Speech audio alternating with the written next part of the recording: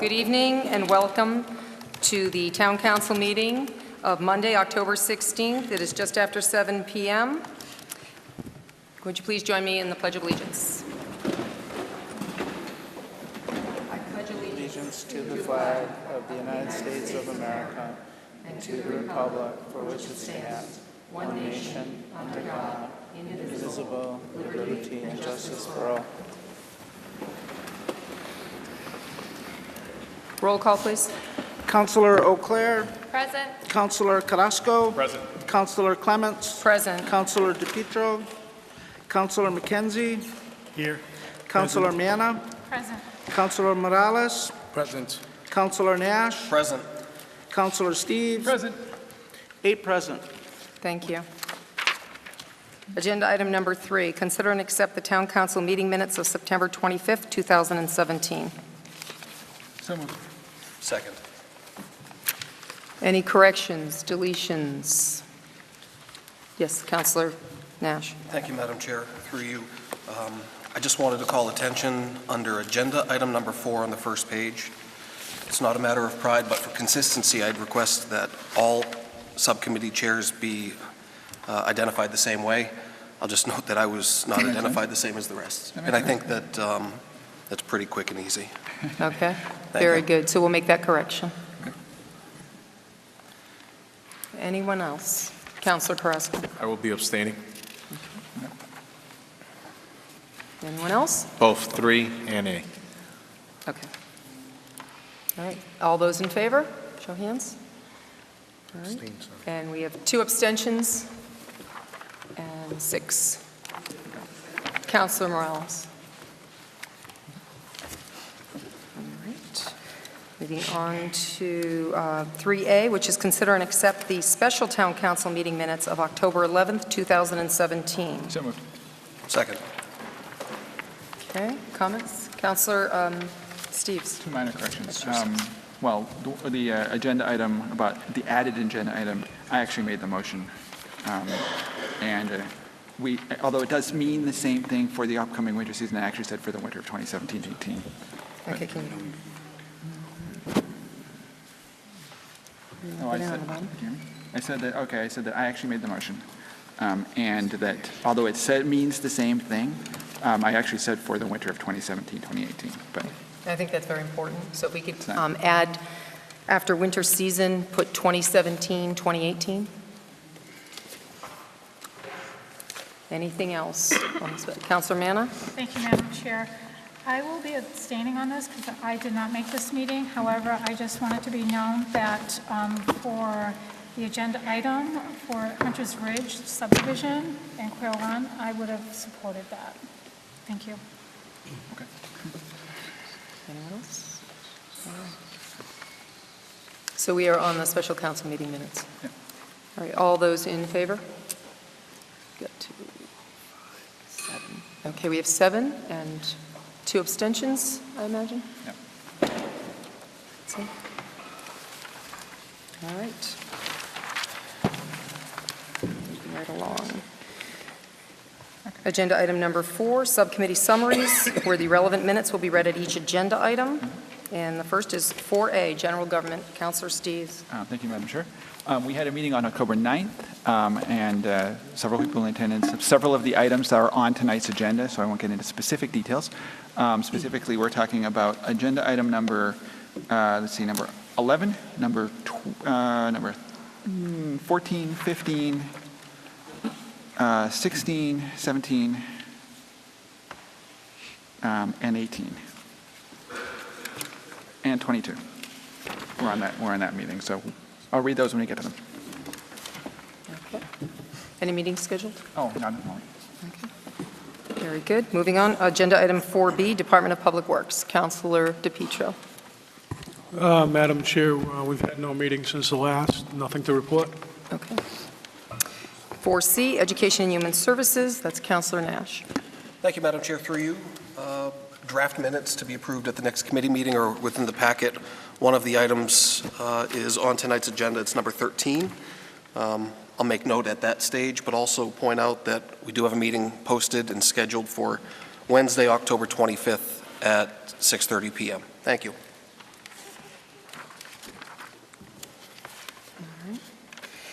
4D, Planning and Development, Councilor Leclerc.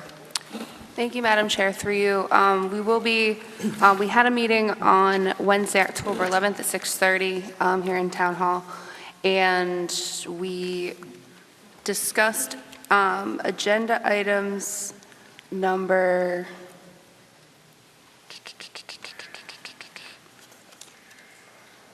19 and 20 about Maggie Lane and also Servant Way. So we can speak about that when it comes. The other agenda item was just an update and discussion of CDBG grant money. And I'll just read that quick portion of the meeting minutes. Rose Knoyer opened the discussion by giving a brief explanation of the 2017 CDBG grant funds. The council had already voted for a code enforcement officer, and a bulk of the funds this year will be going into the Central Street parking lot redesign project. She also explained that they will try to use a portion of the 2018 funds to finish the redesign project. She went on to explain that the 2015 CDBG allocation has been closed out and provided an update on 2016 projects, which are either completed or being completed now, with the repaving of Chestnut Street, the tearing down of 215 Morris Street, and commercial rehab projects, signs and awnings. Councilor Clements asked why signs and awnings did not come to subcommittee and council first, because she recalled being able to vote on specific projects in the past. Ms. Knoyer stated that they had a public hearing and that it had come to subcommittee, and the council had voted in favor of using those funds for commercial rehab. She also stated in the 10 years she's been employed by the town that she's never had to come to subcommittee for individual project approval and couldn't recall ever telling business owners that they would have to go before council to be approved. She went on to explain that from 2013 to 2015, no money was allotted to signs and awnings for commercial rehab, and that her office had to solicit businesses for this round in order to utilize the funds, as there weren't enough applicants. Councilor Clements stated that she wanted more council input going forward. Councilor McKenzie asked if CDBG funds could be used to rehab the buildings on Main Street that were damaged by the fire, if we could use them for sidewalk repair. Ms. Knoyer explained that the buildings damaged by fire would not be eligible, as the funds were strictly limited to facade improvement.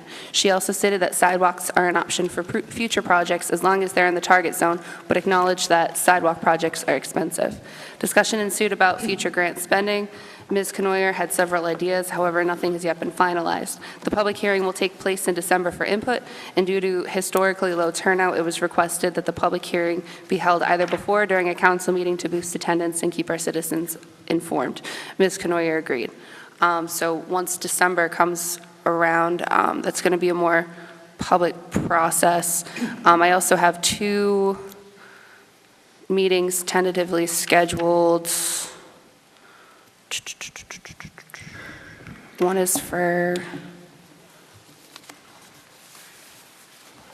23rd and 25th.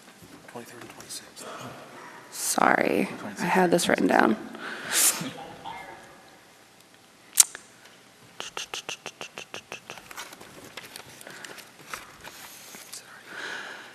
On the 23rd at 6:30, and then again on the 28th at 6:30, we will be having meetings. Thank you. You mean 26th? 28th is a Saturday. You mean 26th? 28th is a Saturday. Yvonne sent out the 28th. But you're right, the posting is the 26th. Okay. So 26th at 6:30 in the Veterans Room. Thank you. Thank you. 4E, Protections of Persons and Property, Councilor Manna. Thank you, Madam Chair, through you. We did have a meeting. I do not have the minutes typed up yet. However, we did discuss the agenda item number 10, the Animal Control Officer, Caitlin Spencer, and we discussed some new business as well. I will have the minutes drafted this week and sent over to Yvonne. Thank you. Oh, and there are no meetings planned at this time. Thank you. Thank you. Okay, agenda item number 5 is Chairman's announcements. I have a few this evening. First and foremost, there were some changes to the agenda, and I want to bring that up because that is always a stickling point with citizens, and as it should be. It can be a very big concern when something gets changed, and we want to make sure that it's all done according to the open meeting laws and such.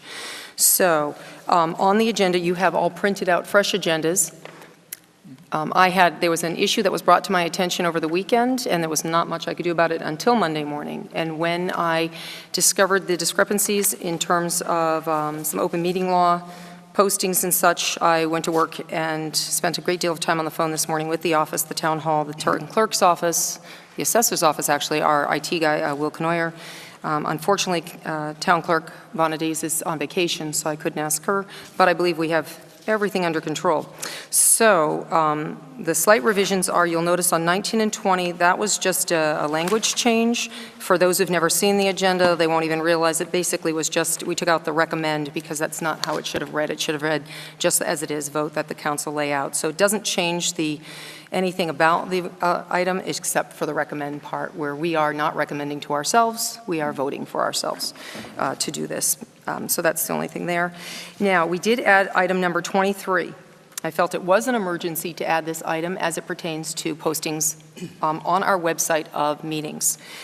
Some time ago, and just recently in the update, the Attorney General's office has allowed the posting of meetings on websites. You might recall a number of years ago, 3-4 years, quite a while back, when they first came out with their 40 pages, they said that you had to have your meetings posted in an area where they were available 24 hours a day for the general public. They could be posted in a binder, someplace that was open 24 hours a day. They could be posted on a special board outside, which would be very difficult to keep up with, and keep posting multiple pages would need a billboard-sized board probably to do that.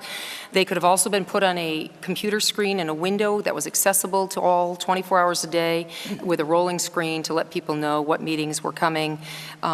There were many different ways. One of them at the time was not website. They moved on to website at some point, but they required that the public body approve that method of posting. They also require that once that's done, it gets reported to the AG's office, and I would only imagine that the reason being is so that if a citizen were to call and question whether or not a town had an approved method, the AG could simply state, yes, they've informed us and we have that on file.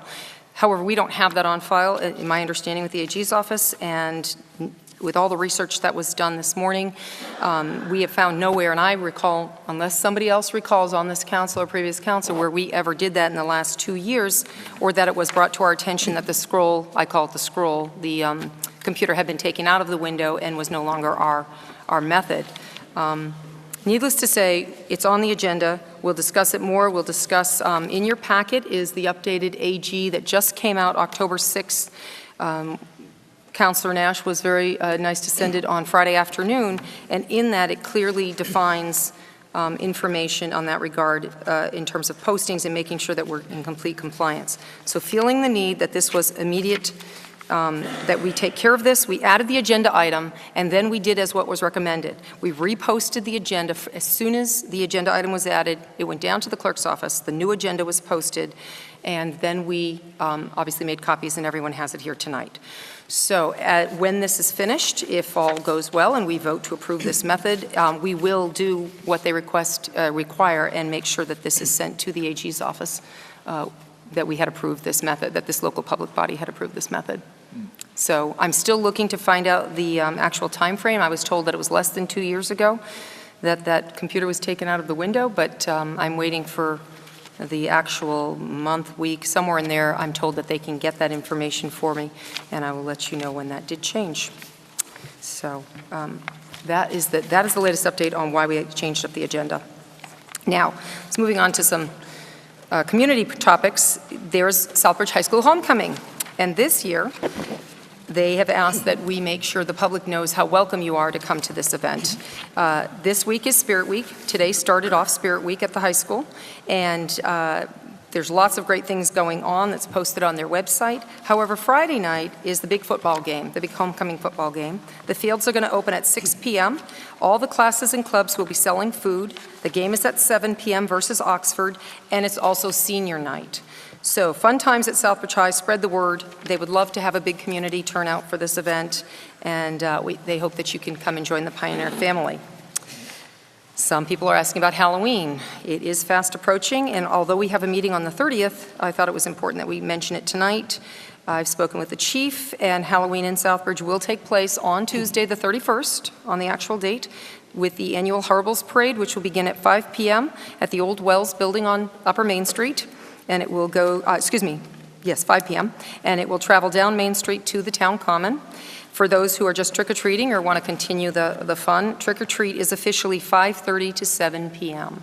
And we ask that parents, family members, adults who are with their children as much as possible to use all precautions and to abide by the time frames that we've put out here for this community. It just makes it safer for all, and hope that you have a real spooky, fun evening. Let's see, my only other comments, I went to the Latino Cultural Day at West Street School last Thursday.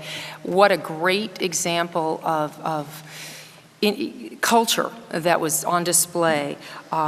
Just really amazing. I spoke with a number of people, Mrs. Ortiz, who told me there were 20 different cultures in our school system at West Street School, and while this was focusing on the Latinos, next month they're doing an overall cultural event as well for all the other different nationalities, but there are over 20 at West Street. And I have to say the students were well behaved that I observed, the parents that were helping out, and the volunteers. Wonderful, wonderful displays of educational materials all throughout the hallways. It was great to witness.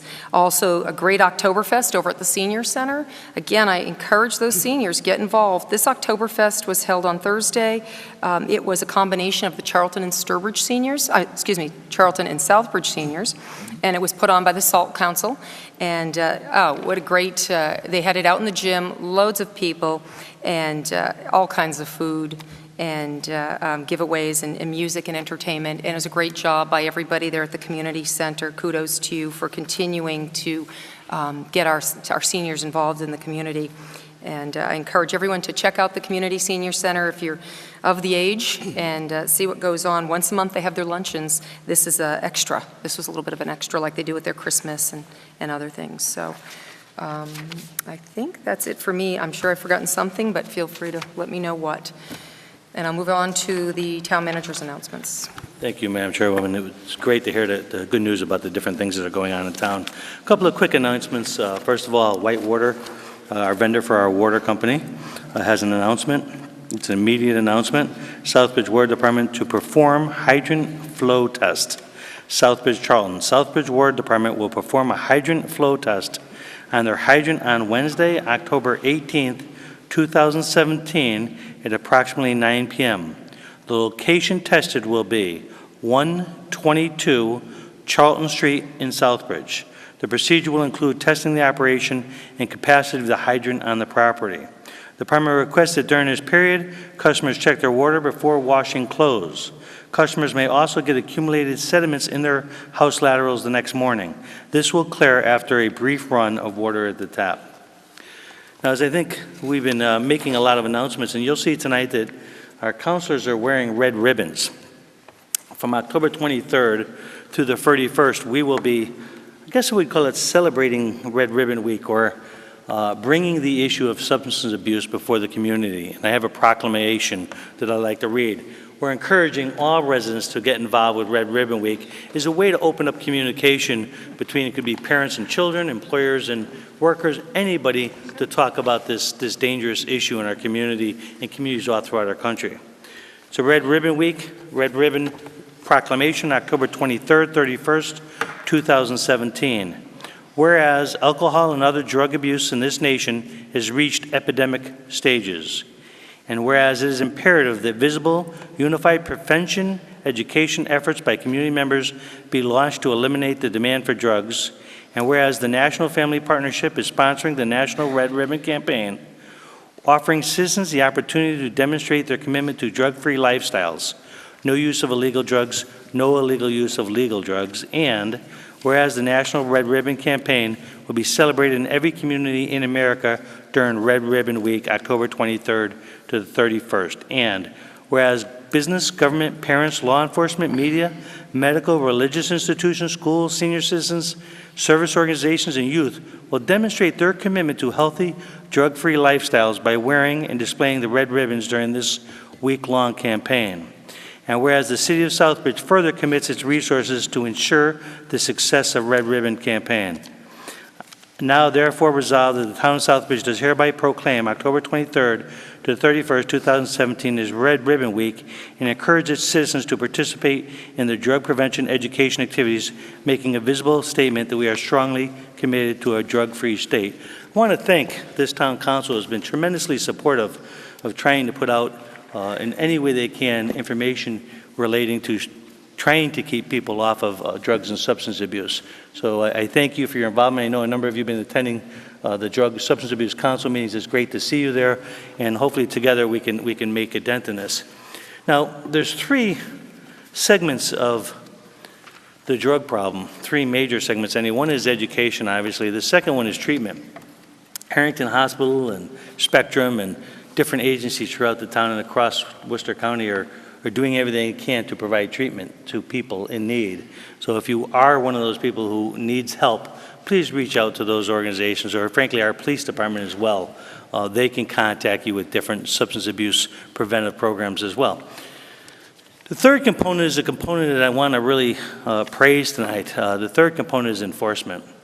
Some of you may have read some recent press releases, and so I sent them out to town council about some arrests that have been made over the last number of days.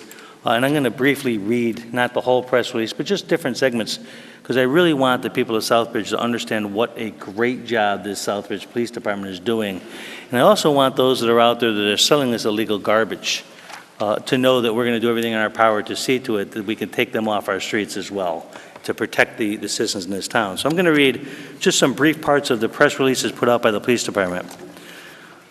Contact Chief Shane Woodson, the Southbridge Police Detective Unit, with the assistance of multiple agencies, to include the Massachusetts State Police Detective Unit, have been investigating a major drug distribution organization operating in the Worcester County area believed to be selling heroin and cocaine, crack cocaine, throughout Southbridge and multiple communities in the area. This investigation has been ongoing for months and has resulted in multiple arrests for various narcotics violations. On Friday, October 13, 2017, detectives established surveillance in the area of Foster Street. As a result of their observations, detectives eventually attempted to conduct a traffic stop of a motor vehicle with 2 occupants suspected to be involved in the distribution of illegal narcotics. I'm not going to get into their specific names, but detectives then proceeded to 20 to 22 Foster Street in Southbridge, where they learned that one of the suspects rented a unit within the building. As a result of this information and after further investigation at the Foster Street address, detectives applied for and were granted a search warrant for the 2022 Foster Street Unit B.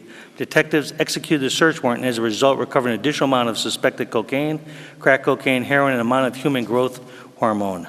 Detectives also recovered a sawed-off shotgun, numerous live rounds and ammunition, narcotics distribution paraphernalia, including cut quarter baggies remaining with white powder. All in all, this one arrest resulted in the police getting all kinds of drugs and $56,000 of cash.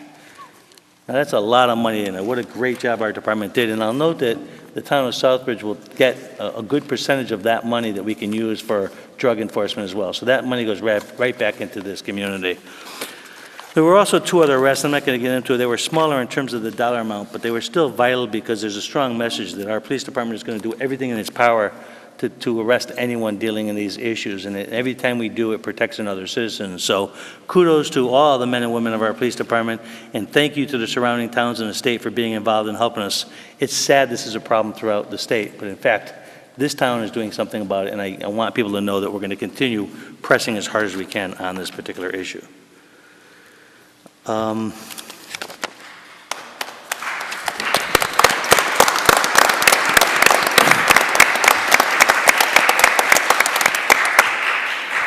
Just one last basic notice to the town council. As we've been doing research on the fire department building committee, we discovered a new section of law called the model designer selection procedures from municipalities and other local public agencies. Normally, when we go out to get a designer and you know we're going to be doing the feasibility study, you can usually just go out and do a request for qualifications or request for quotes.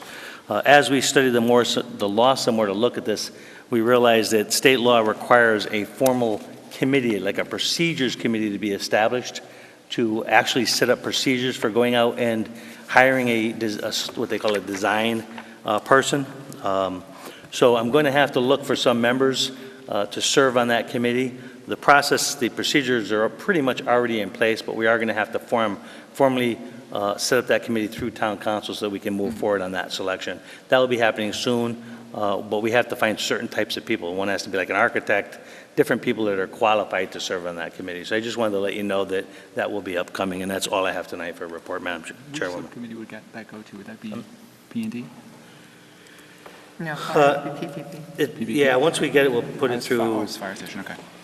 Yeah, it will probably be PPP. Okay. Either that or general government. But once I get a committee formed, I'll send it to you guys for approval. Councilman, oh, sorry. Go ahead. Thank you, Councilor Madam Nash. Chair. Through you, just a note, since the town manager mentions the fire department. I think last week we missed Fire Prevention Week, but I'd like to commend the fire department for their efforts, especially with the youth of the community and the school system with the trainings and prevention education they provided. And also a note that the fire department has its open house on the 21st from 11 a.m. to 2 p.m. if people haven't caught it.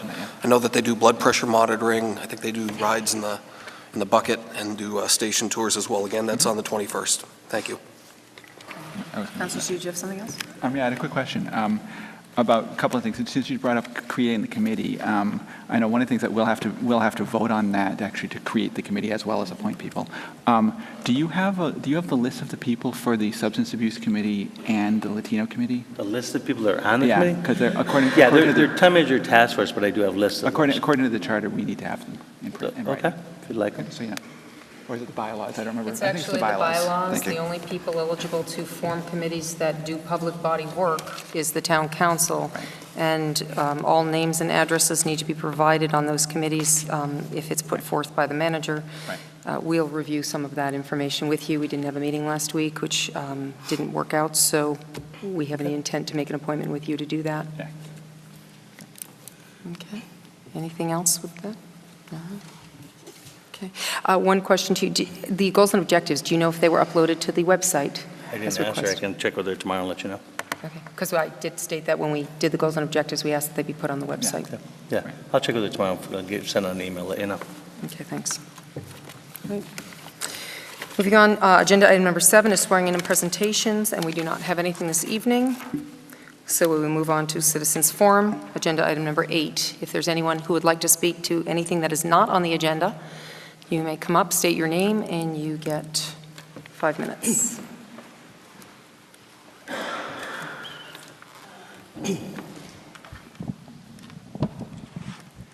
Okay. Hi, Maureen Doyle, 771 Lebanon Hill Road. I'm here to let people know about the nonpartisan People Govern Not Money ballot question that will be on the 2018 ballot as an amendment, to add an amendment to the U.S. Constitution.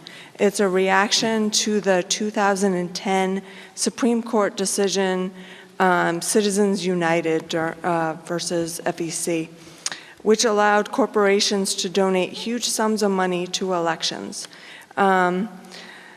This is taking democracy out of the people's hands and essentially saying that only moneyed interests have a say in our political system. So please sign this important petition to get this important question on the 2018 ballot, and I have one here. Thank you. Thank you. Is there anyone else who would like to address the council? I'm not seeing any movement in the crowd. Okay, then. We will move on to the next agenda item. Number 9, vote to amend the town council meeting minutes of July 24th, 2017, previously adopted August 14th, 2017. In your package, you have the minutes again, and I believe there's a 6-line change that was submitted to me and then submitted to the town from Councilor Manna.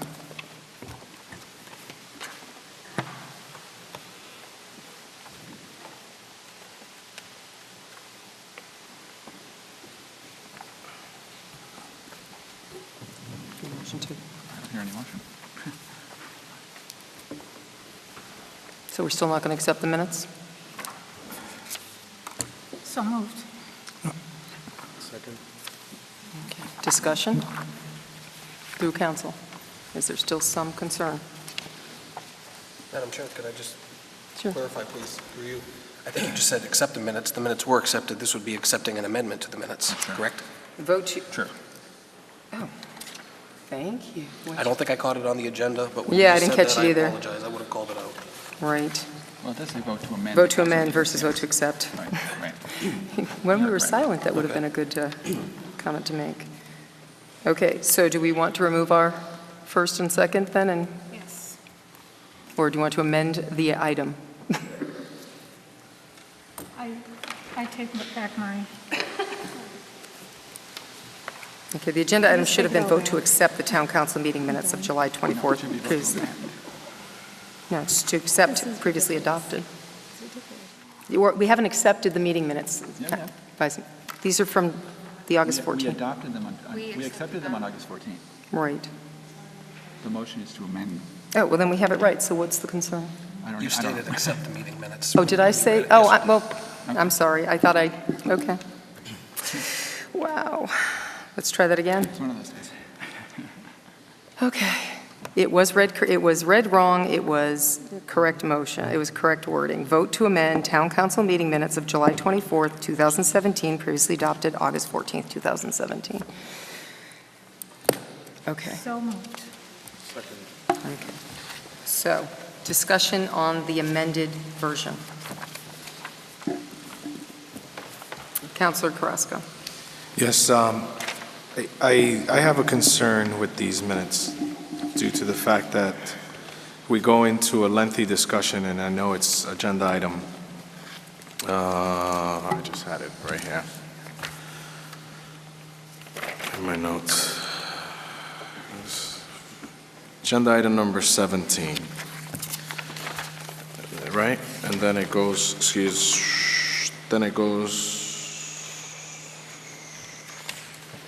no, it just, nope. Agenda item number 18, excuse me. It was agenda item number 18. We get into a lot of lengthy discussion, and there's a lot of singling out of each counselor, even citizens that got up and spoke. And then towards the end, where the majority of the amendment is being made was reflecting Mr. Sanangelo's comments.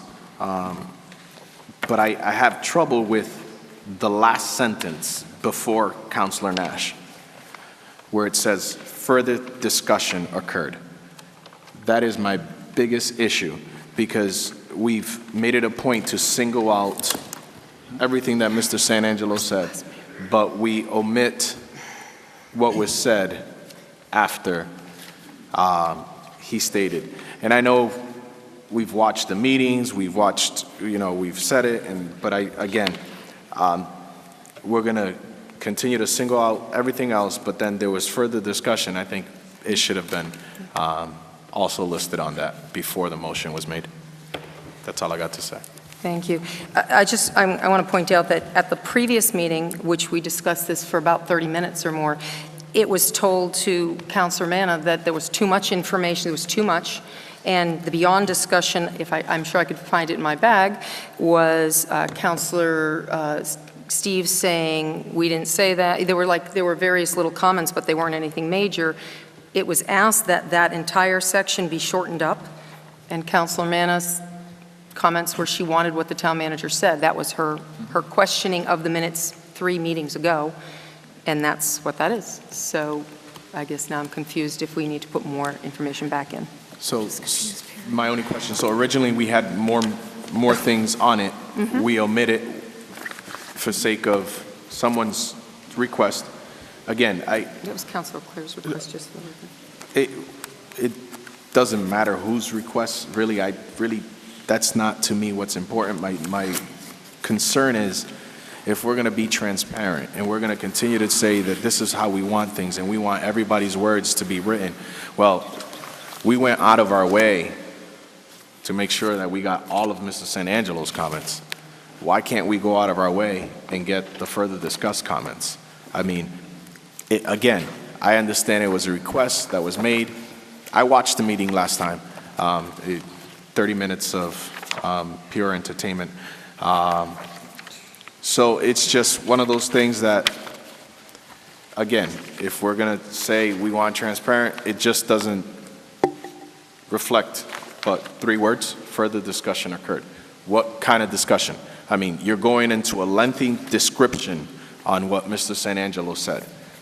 So anybody that picks up this paper, anybody that picks up this packet, or picks up the minutes that doesn't have access to the video, they're going to say, wow, he said all that, and then 3 words: further discussion occurred. Nobody ever is going to know what that discussion was going to say. So that's my issue, unless they have access to a video or they have access to the YouTube.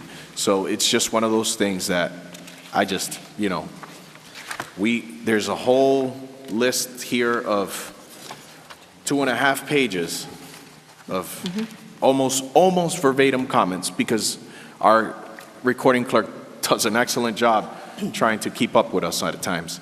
And then we went and purposely went word for word when it came down to Mr. San Angelo, and then whoever reads this, oh, he said all that, and then there was further discussion. What discussion? It's kind of evasive. Thank you for your comments. Councilor Manna? Thank you, Madam Chair. This is going to be the last time I comment on this because this has gone on way too long. I had everything that I wanted to say in the other amended, but then people were troubled by that. So now it's shortened up. People are troubled by that. Quite frankly, I want what the town manager said in here, and I also want the other words that I said in here too. The town manager basically resigned on television. That was one of my questions, and that never even got answered. So, I mean, I sat up here and I remember saying that. However, I'm not going to comment on this anymore. This is July 24th. We're October 16th. Give me a break. This town has much more important things to do right now than to discuss verbatim items that should or should not be in minutes. We are in a financial crisis, believe it or not. No matter what anybody says, we're losing $3 to $4 million a year. We have our school in receivership. We have kids leaving the district because of the school system. We're losing money. We can't get business into town, but we're worried about words that we want put in the minutes. Well, quite frankly, I don't even care if these get amended. I don't care anymore. I just want to get on. I want to move forward, and I want to get on with the business of the town, the very important business of this town. That's protecting our citizens, trying to lower their taxes, trying to increase business coming in, trying to improve the school system, not arguing over something that was actually said on TV that I felt was very important to be in here, and it wasn't put in here correctly. But then we make changes, it's still not done. We make other changes, people complain, we make more changes that they want, people complain. I'm done with it. I'm not even going to vote on these. I'm tired of it. I'm done. Thank you. Okay, Councilor McKenzie. Thank you, Madam Chair. I don't remember our town manager resigning at that meeting. So that's just the correction. And I do agree with Councilwoman Manna. This is going on way too long. Let's end it tonight. Let's not go any further with this. Okay, Councilor Clare. Thank you, Madam Chair. Through you, I was just going to point out that our recording clerk's minutes were adequate. And this is coming back up because, Councilor Manna, I'm assuming you are the person that keeps bringing this back up. So if you don't want it to come back up, stop bringing it up. And with that, I'd like to actually move the question. Second. Okay, we have a motion on the table to move the question on amending and accepting these minutes, amending these minutes. So no further discussion. We'll take a roll call vote. Councilor Nash? Yes. Councilor Steves? Yes. Counselor Auclair? Yes. Counselor Carrasco? Yes. Counselor Clements? Yes. Counselor DePietro? Yes. Counselor McKenzie? No. Counselor Miana? Abstain. Counselor Morales? Yes. 7 yes, 1 no, 1 abstain. That was to move the question, just for the record. That was to move the question. Okay. So the main motion is still on the table. Vote to amend the town council meeting minutes of July 24th, previously adopted August 14th, 2017. And so now we'll take a roll call on that. Counselor Steves? Abstain. Counselor Auclair? No. Counselor Carrasco? No. Counselor Clements? Yes. Counselor DePietro? Yes. Counselor McKenzie? No. Counselor Miana? Abstain. Counselor Morales? Yes. Counselor Nash? No. 3 yes, 4 no, 2 abstain. Okay, so motion doesn't pass. We have meeting minutes that, whatever they were in the beginning, somebody can find that first copy, I guess. This is town clerk's office, town manager's office.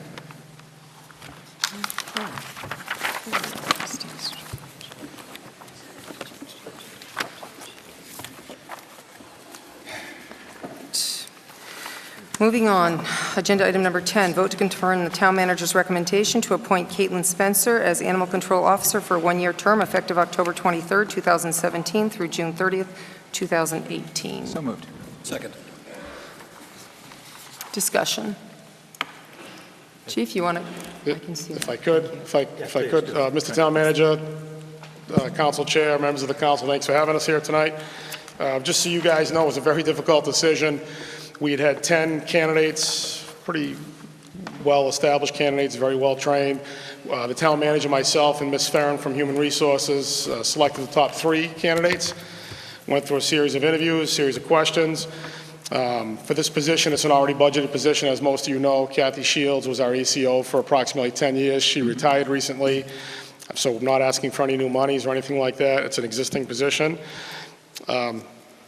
Ms. Spencer, who's standing here to my left, has an associate's degree from Quinsigamond Community College. She worked at Southbridge Veterinary Hospital for the last 9 years, where she's still employed. Prior to that, she worked at Post Road Vet for 6 years.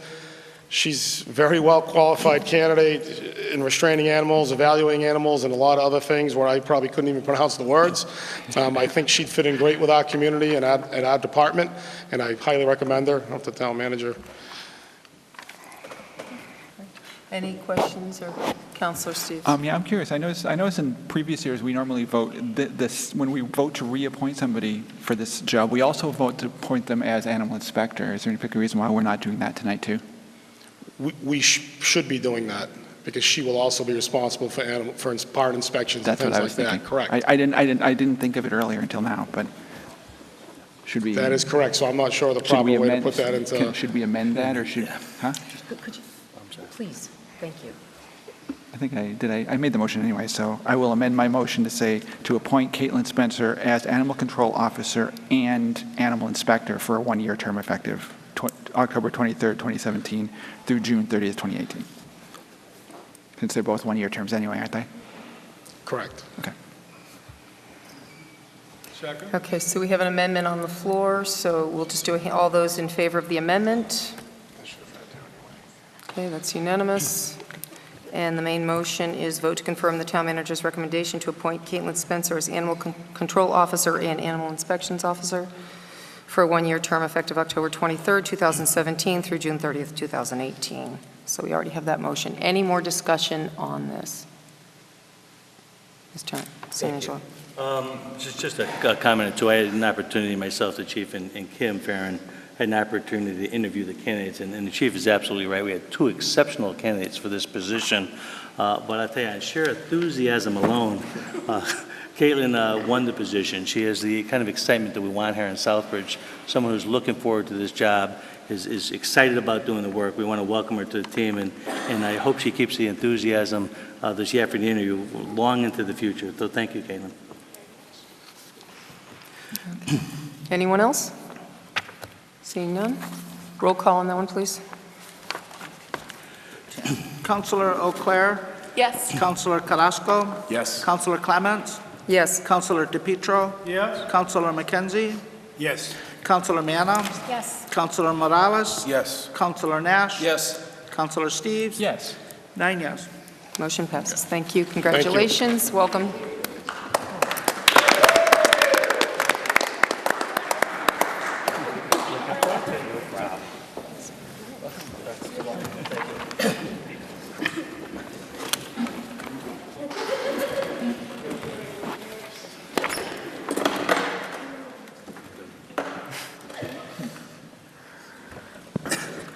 Moving on to agenda item number 11, vote to confirm the appointment of Joseph Catrona of Southbridge as a citizens member to the General Government Subcommittee for a one-year term effective immediately through July 31st, 2018, or until a new member is appointed. So moved. Second.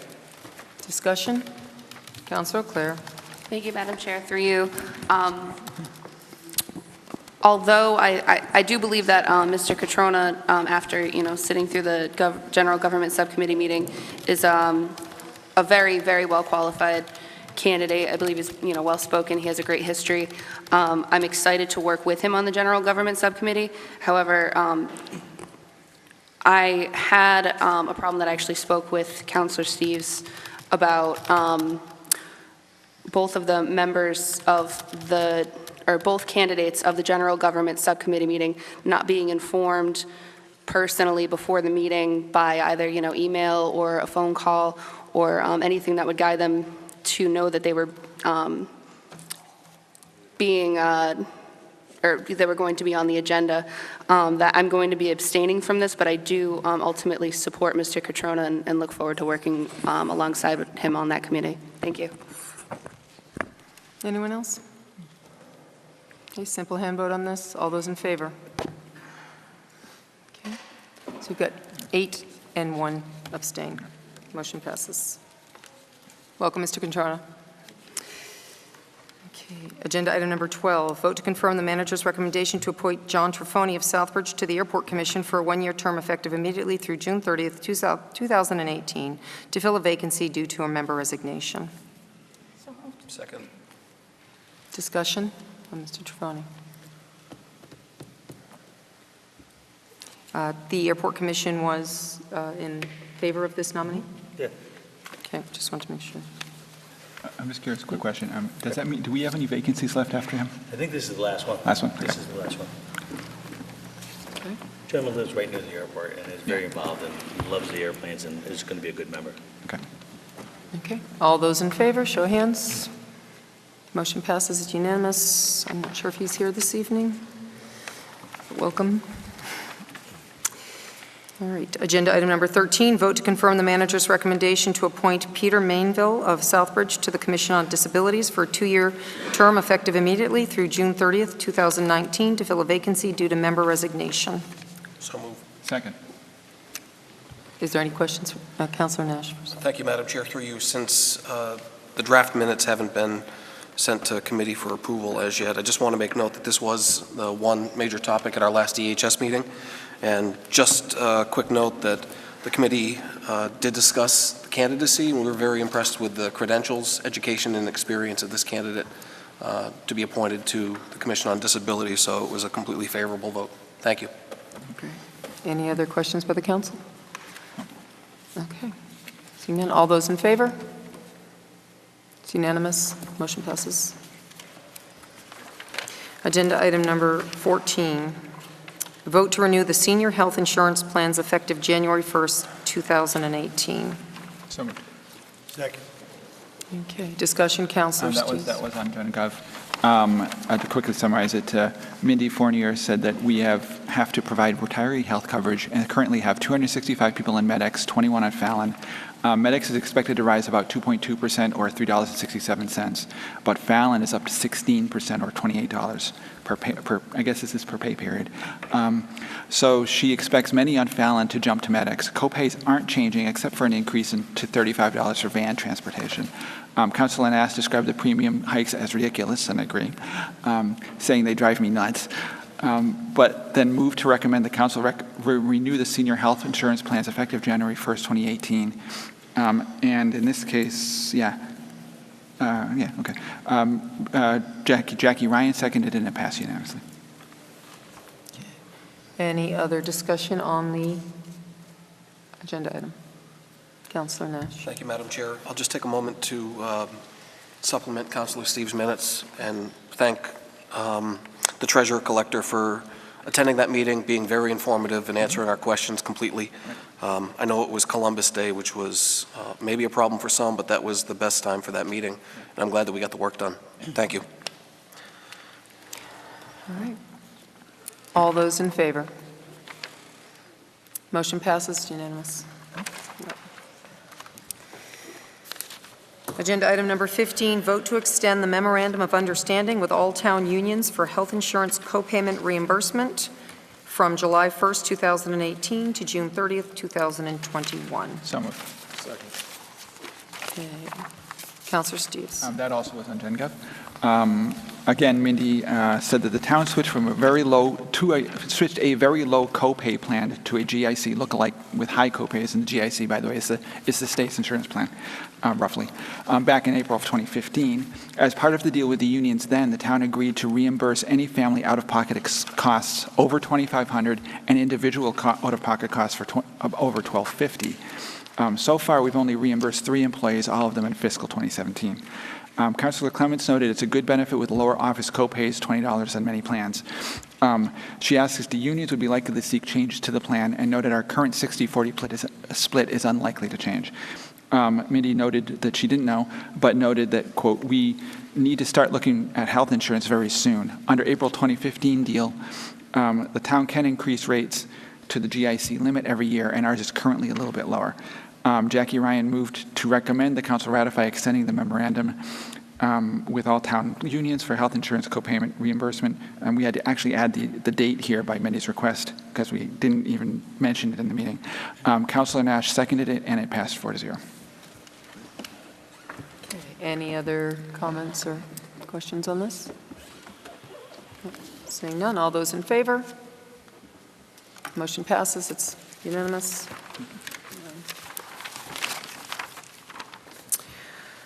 Agenda item number 16, vote to adopt the amended job classifications and titles as listed in the classification study and job description memo of 9/7/17. So moved. Second. Okay. So again, this was at General Government Subcommittee? It was, but it wasn't at this one. It was at the previous one, I think, because for some reason it's not in these minutes. So. Okay. So anyway, this, I'll read the memo here from Kim Farron. When we talked about it originally, the idea was that over the course of a couple of years ago, we spent 30 or 35 grand on a study to do all this classification for various jobs, comparing them to various other towns, and see what the job descriptions said, to update them to include a variety of things that other towns had that the law required. Make some job description changes so that they would actually reflect what they were doing. So the proposal here is to change a couple of specific things. Namely, we've got an S5 bookkeeper and typist that we're changing to an administrative assistant 3. S7 principal clerk is being changed to an administrative assistant 2. A couple of various titles under S8 are administrative assistant 1 now. We've also subclassified positions within those, which are S5 technical services librarian at Jacob Edwards, an S7 administrative assistant 2 data lister in the assessor's office, S7 assistant town clerk in the clerk's office, S7 payroll and benefits specialist in the treasurer's office, S7 revenue and insurance specialist in the treasurer's office, and an S8 also includes other titles for human resource specialist and the lead civilian dispatcher. But none of these changes will have any financial impact. thank you. If anyone is interested in knowing what these job classifications are, knowing what our job descriptions are, it was about a $30,000 study.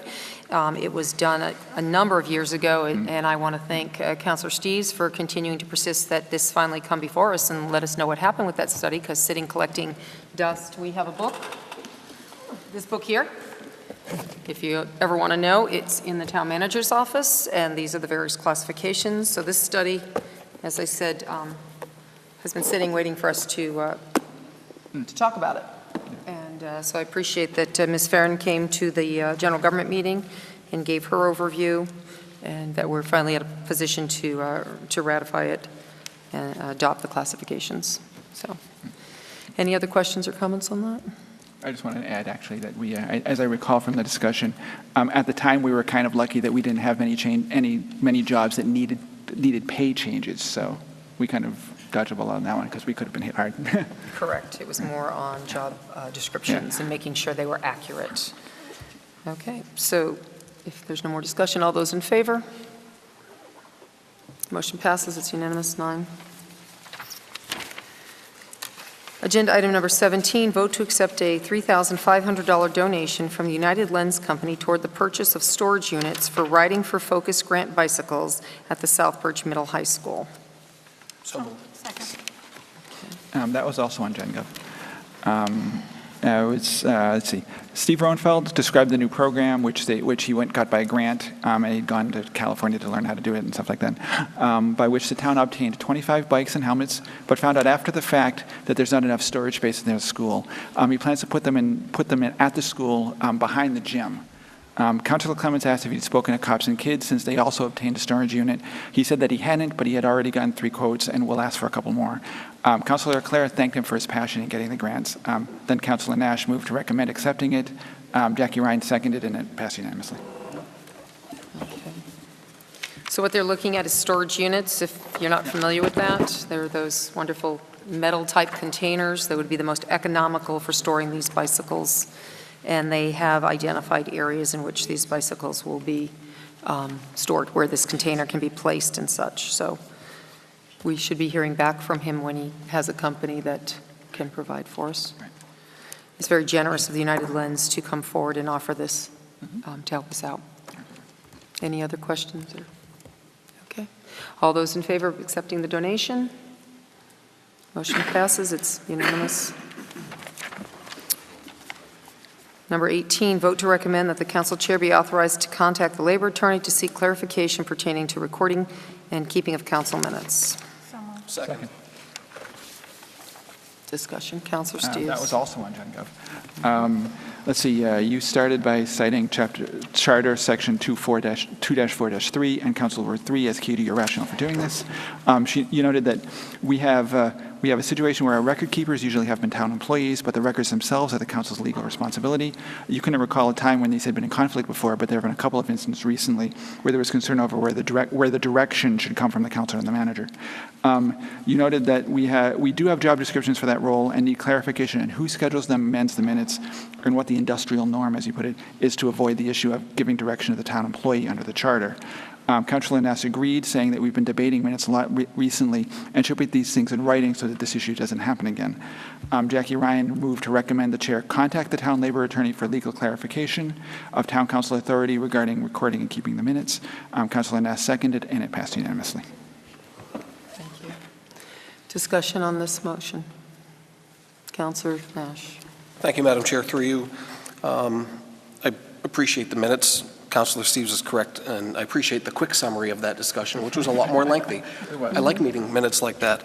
But I'll step right up here and tell you that we have had some quandaries associated with meeting minutes of late. The charter and bylaws are pretty descriptive when it comes to what the obligations are of town council with dealings with town employees.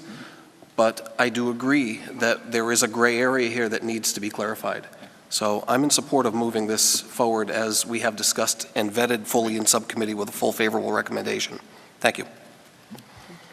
Councilor Clare. Thank you, Madam Chair, through you. I guess this question is going to you. I'm not entirely sure. I mean, the charter's pretty clear that all town hall employees report to the manager. What are we actually going to be asking a labor attorney and spending taxpayer money on for? Thank you for asking that question. The charter says that the council will take, and the section I can pull it out, says that the council will provide for the keeping of their minutes. The council rules and regs say that we will appoint a recording clerk, which has not been done. The current recording clerk, most of the meetings, because occasionally our recording clerk for these meetings is on vacation or has, other issues. That recording clerk happens to work in the town hall and is direct report to the town manager. The council rules and regs and the charter says that we provide.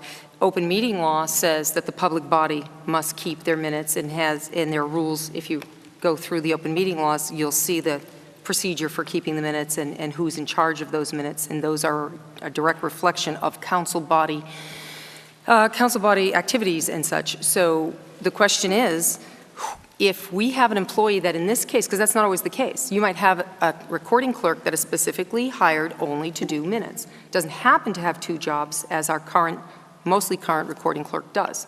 He reports because of his position in two other departments, he is a direct employee. But when he does our minutes, is he the manager's employee or is he our employee in that respect? Yes, anybody we appoint and bring in has to follow the guidelines of an employee of the town. They're going to get paid. So obviously there are employee guidelines. But in terms of taking direction, in terms of do we need a recording clerk for a meeting?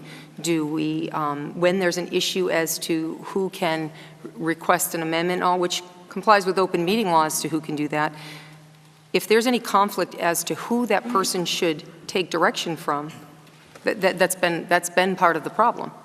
So it's a clarification according to municipal law and according to employee law and any other way, shape, or form.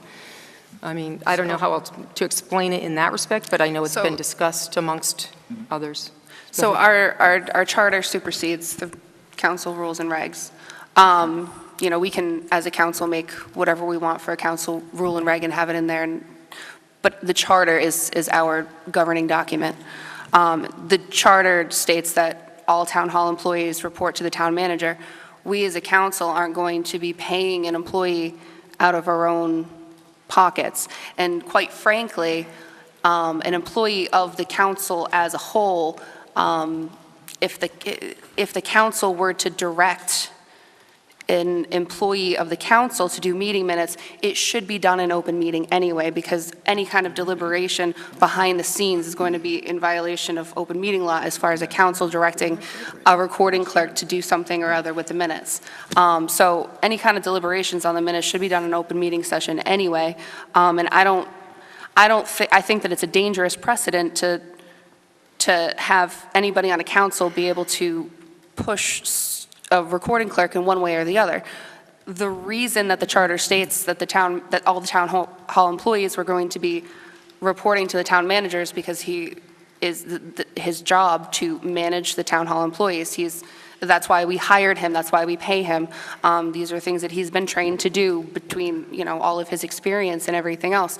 That's not something that the council should be taking on an employee to do meeting minutes. So I guess I'm at a loss for why we would pay an attorney to seek clarification for an employee that's either way going to be an employee of the town manager and not the council. I would suggest, Councilor Clare, that you familiarize yourself with the proper procedures of open meeting law and record keeping for the AG, for that.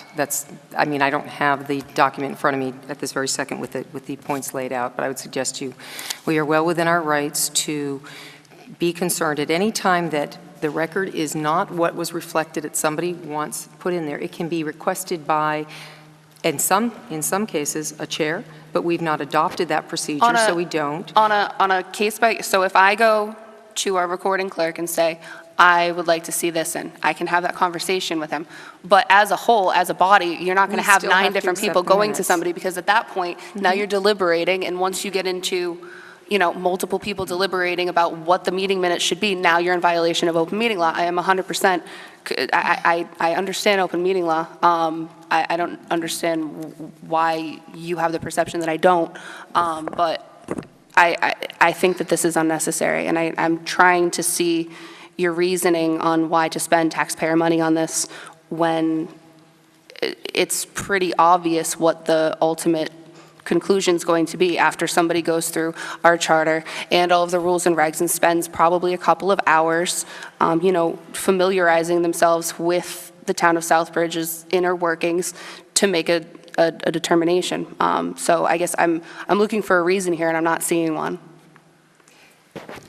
And Council Clare, not to be argumentative or anything with you, however, you're putting words out there about private deliberation, and that is not in any way, shape, or form of what has been suggested. As a matter of fact, open meeting law states that until your meeting minutes have been accepted, they are in draft form, and anyone has the right to say that they are not happy with their meeting minutes, and prior to and bring that about, and then it is done in public, as we have been doing. The deliberation process as to whether we accept the minutes, amend the minutes, or do anything does happen in public, as we have been doing. So there has never been a moment when I've suggested that any kind of private deliberation is not done in public. All the votes taken on meeting minutes is done in public.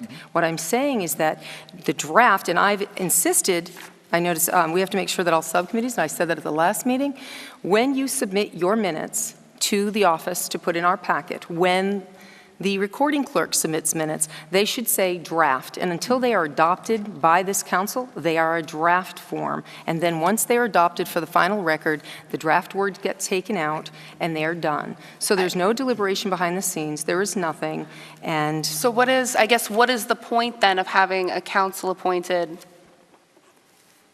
Maybe I'm completely misunderstanding what you're looking for. Because in this last situation of requesting things be changed in the minutes, there was some concern as to who was giving direction to what.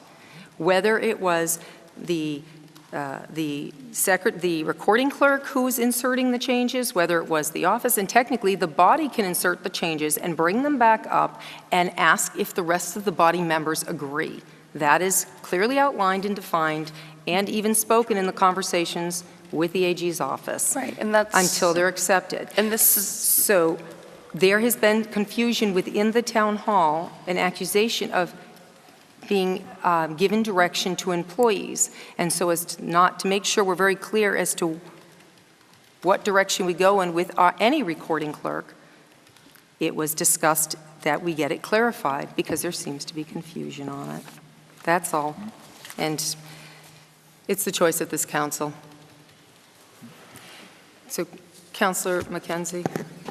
Through you, Madam Chair. I have a concern about this because I think that we list these minutes as a draft, if I'm not mistaken, until they are approved.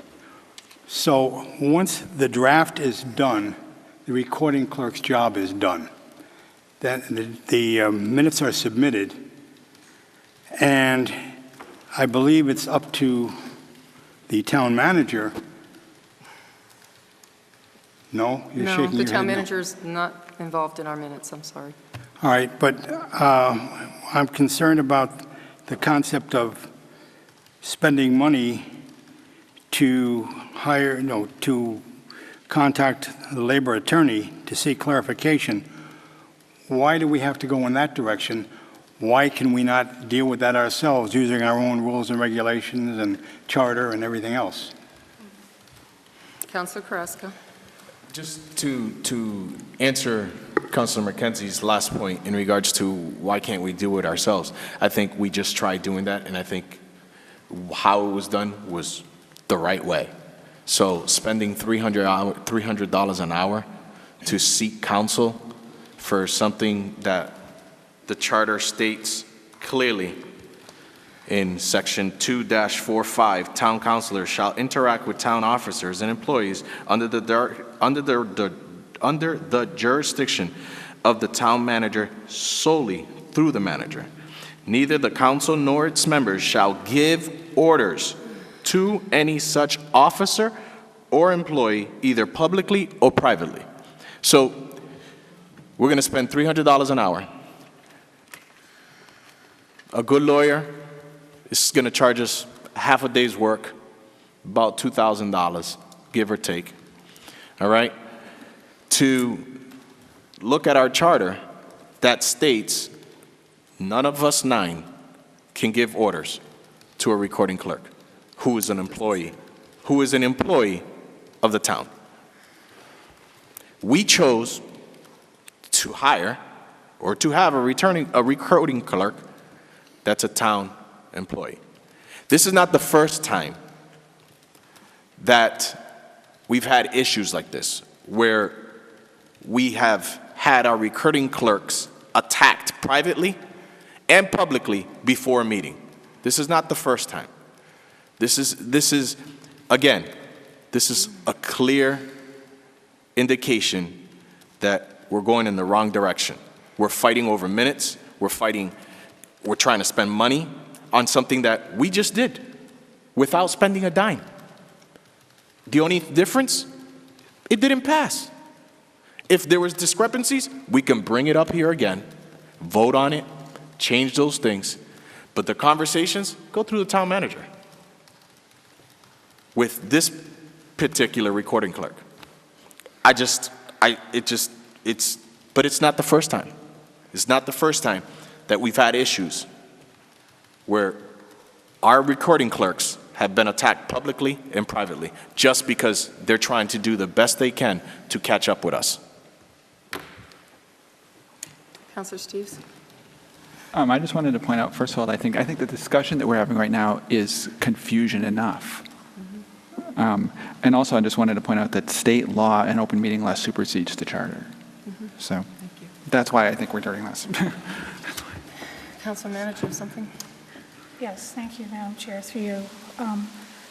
I don't think anybody's being attacked, and I understand what this agenda item's about.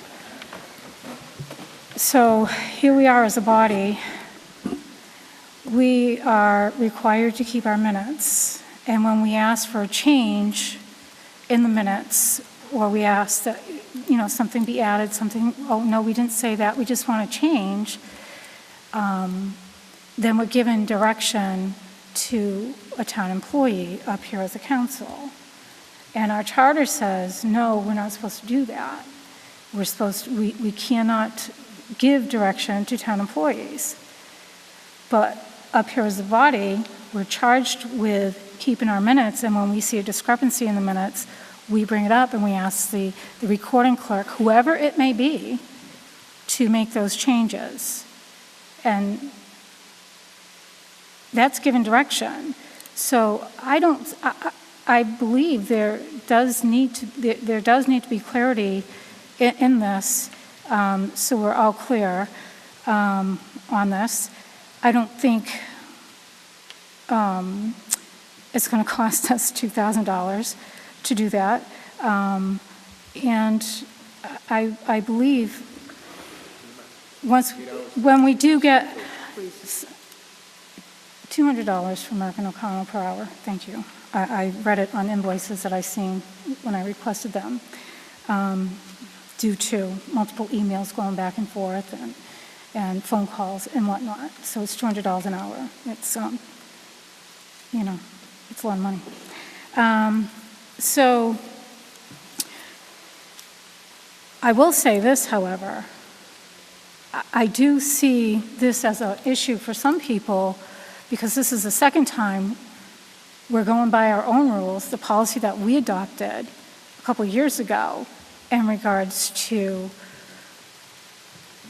the body approving the chair to seek that legal counsel. When I recall last year, there were members of this town council or a member of this town council who sought legal opinion on their own, and they bypassed our policy and our rules that we adopted. So what I see going on up here from my seat, and this is just me only, is it's not the agenda item that's the problem, it's the council chair that some people have a problem with. I fully support agenda item 19, and I do hope, 18, and I do hope, thank you, Councilor Nash, I do hope that this passes and that we can get some clarity on it so we don't have to sit up here and discuss this anymore. And again, I don't think anybody's being attacked. I do think we do need some clarity on this, and we need clarity on other things too, which I'm going to bring up to Councilor Steves and ask him to put on an agenda item for a general government meeting, and that's in regards to the hierarchy. But anyways, so I fully support agenda item 19 with our council chair, Clemens, going to an attorney to get clarity on that discrepancy. 18. Do I keep saying 19? I apologize. So that's all I have to say. Thank you. Councilor DePietro? Madam Chair, through you, if Councilor Carrasco would be kind enough to read the very last sentence in that bylaw coming out of the charter. It ended with at the town manager's discretion. What's the exact word of the town manager's? Jurisdiction. It says, I will read the whole thing for you. Section 4, General Powers and Duties, 2-45, town councilors shall interact with town officers and employees under the jurisdiction, of the town manager solely through the manager, and neither the council nor its members shall give orders to any such officer or employee, either publicly or privately, period. Thank you. Then I would submit, Madam Chair, perhaps this question could be easily answered as to, does the town manager have an issue with recording clerk reporting directly to the chairperson? And if he does not, what's the issue? Bring it up. For council matters only, obviously. For minutes, yeah. Thank you for that question. I would contend that the comment that was previously read is under the jurisdiction, so I guess that's the clarification we're looking for, is who's got the jurisdiction on the recording clerk, based on open meeting laws, based on, based on the state, based on our own intent of our charter, which says that we must provide for the keeping of our records, and then our council rules and regs, which say we appoint the recording clerk. I guess clarification as who then has jurisdiction over that particular person. In many, many communities, select boards and other councils hire their own recording clerk, or they have their own assistant who does all the recording clerk work. So, I mean, Understood. I'm just wondering, what is the issue, and they still get paid by town. What is the issue, Madam Chair? Is the point. We don't have a bank account, as has been pointed out. So what is the issue, then? That we would need to seek counsel? To find out the jurisdiction of the recording clerk, to clarify it. To define that word, essentially. Fair enough. Thank you. Councilor Nash? Thank you, Madam Chair. Through you, I'd like to ask that at this time we defer to Mr. Buxton, who's been waiting patiently, and I just wanted to make sure I jumped in so that no other councilors were beating me to the punch. Thank you. Thank you. No, I saw Mr. Buxton, and I was waiting for all council to get their information out. I just thought we were going to have back and forth, and I wasn't prepared to continue listening. No, we to would it. stop debate at some point because, and move to and just go forward with the vote. Mr. Buxton. I appreciate Mr. Nash, and I know the procedure. I stand here patiently because all councilors have first speak. I don't wish to muddy the waters because sometimes the swamp gets muddy on its own.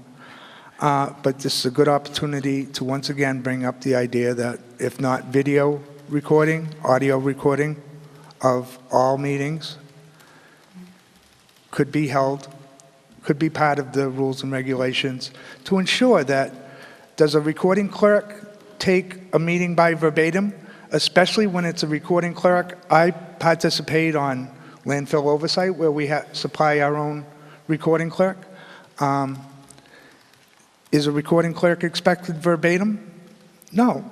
But however, as long as you have the rules and regs that says there will be kept a audio recording, which the Board of Health has a audio recording of all their meetings in the past, I'd say 2 or 3 years.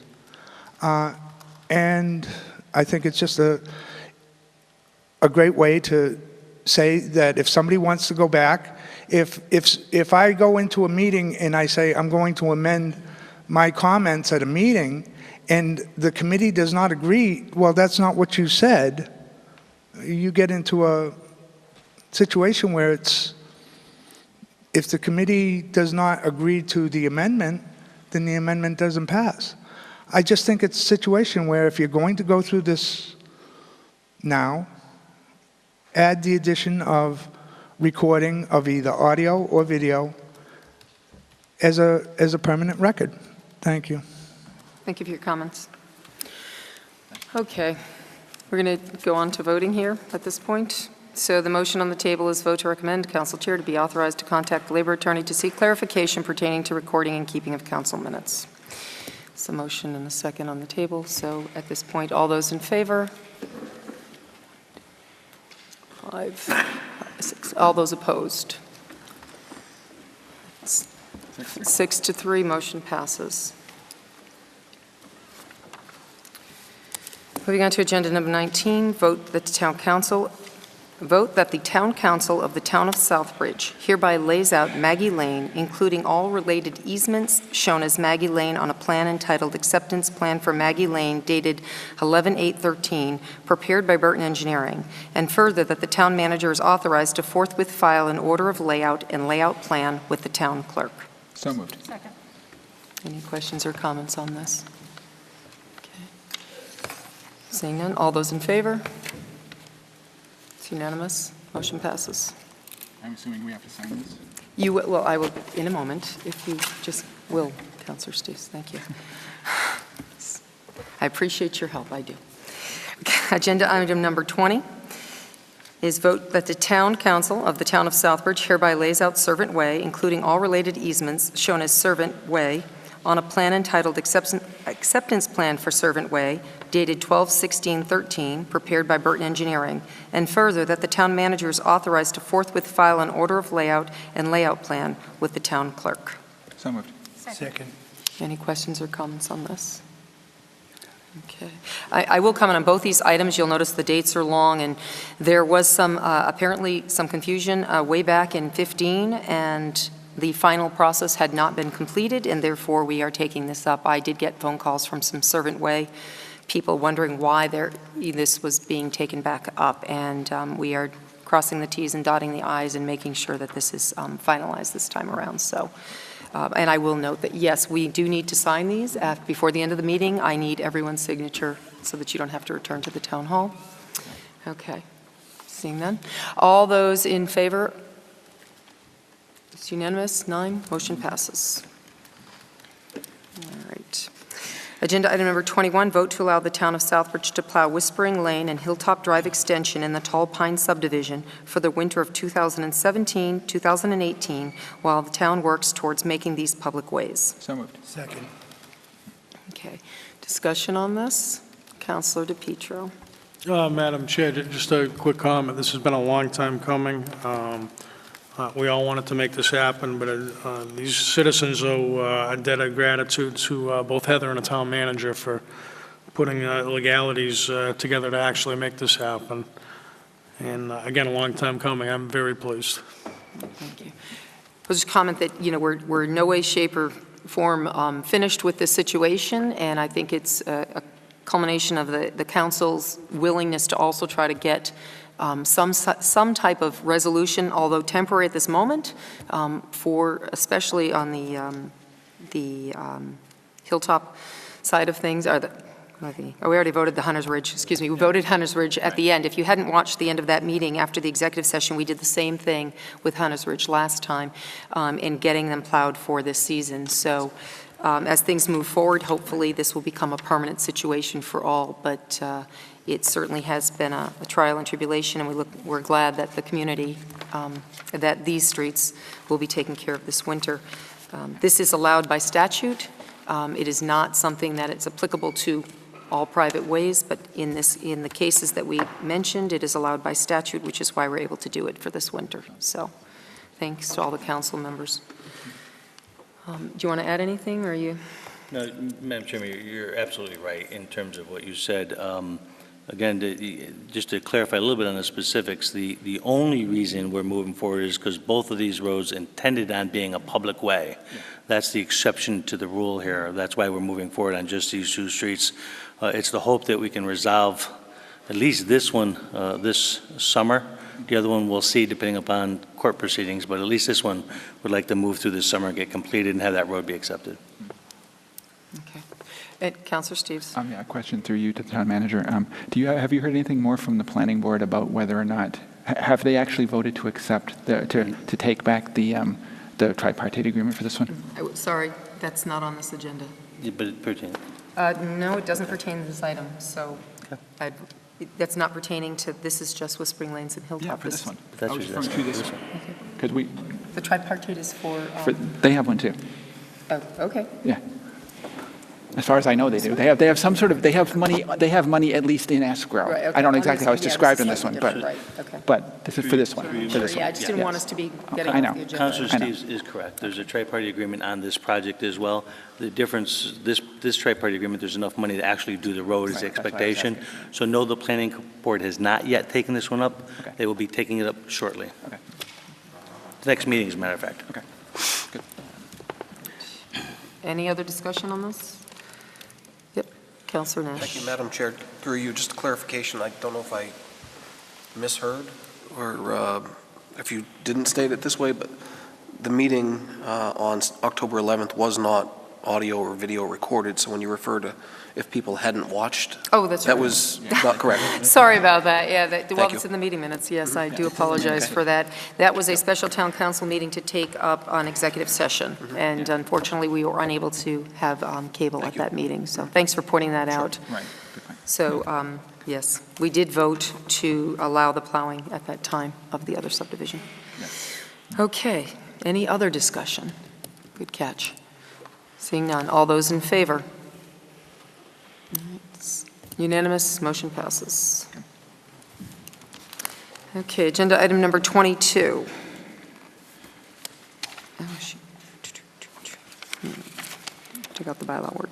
You want me to read it? No, I'm good. Just that we had, this is an intended bylaw, and I had that on there. Yeah, she changed, it got changed. Yeah, it is set up oddly. It got changed when we, that's okay. We're looking, this is a proposed bylaw, proposed landfill bylaw is how we had that listed on there before it got changed. 10-300.1, this is the first reading, by the way. 10-300.1, Statement of Intent. Under Massachusetts Constitution, Article 97, all residents of Massachusetts have, quote, "a right to clean air and water, freedom from unnecessary noise, and natural, scenic, historic, and aesthetic qualities of their environment," end quote. In pursuance of that right, over many years, the voters of Southbridge have indicated their disapproval of landfill filling in our community as follows. A, on June 13th, 2017, the citizens of Southbridge voted overwhelmingly 1,303 to 852 in opposition to question 1, stating clear opposition to negotiating any expansion of the town-owned landfill. And B, on June 4th, 1999, the citizens of Southbridge, by a vote of 1,952 to 715 on question 2, strongly opposed the concept of contracting management of the landfill to an outside corporate interest. But a subsequent council disregarded that vote and approved such a contract in 2007. 10-300.2, Statement of the Bylaw. A, no town official, council, or other body shall authorize the use of town-owned land for purposes of establishing a landfill beyond that which is already authorized and available for such purposes within the town of Southbridge, unless approved by a majority of Southbridge voters at a ballot vote. B, the town of Southbridge strongly encourages any party seeking any future landfill on privately owned land seek approval by a majority of Southbridge voters at a ballot vote. Again, this is a first reading, so this is the time for any of this is not a vote. We will have 3 readings, but this is time for discussion and comments on this bylaw. Councilor Manna. Thank you, Madam Chair, through you. There's 2 things. First, under 10-300.1, bullet item number B, it does state on June 4th, 1999, the citizens of Southbridge, by a vote of 1952 to 715, voted, they strongly opposed bringing in somebody.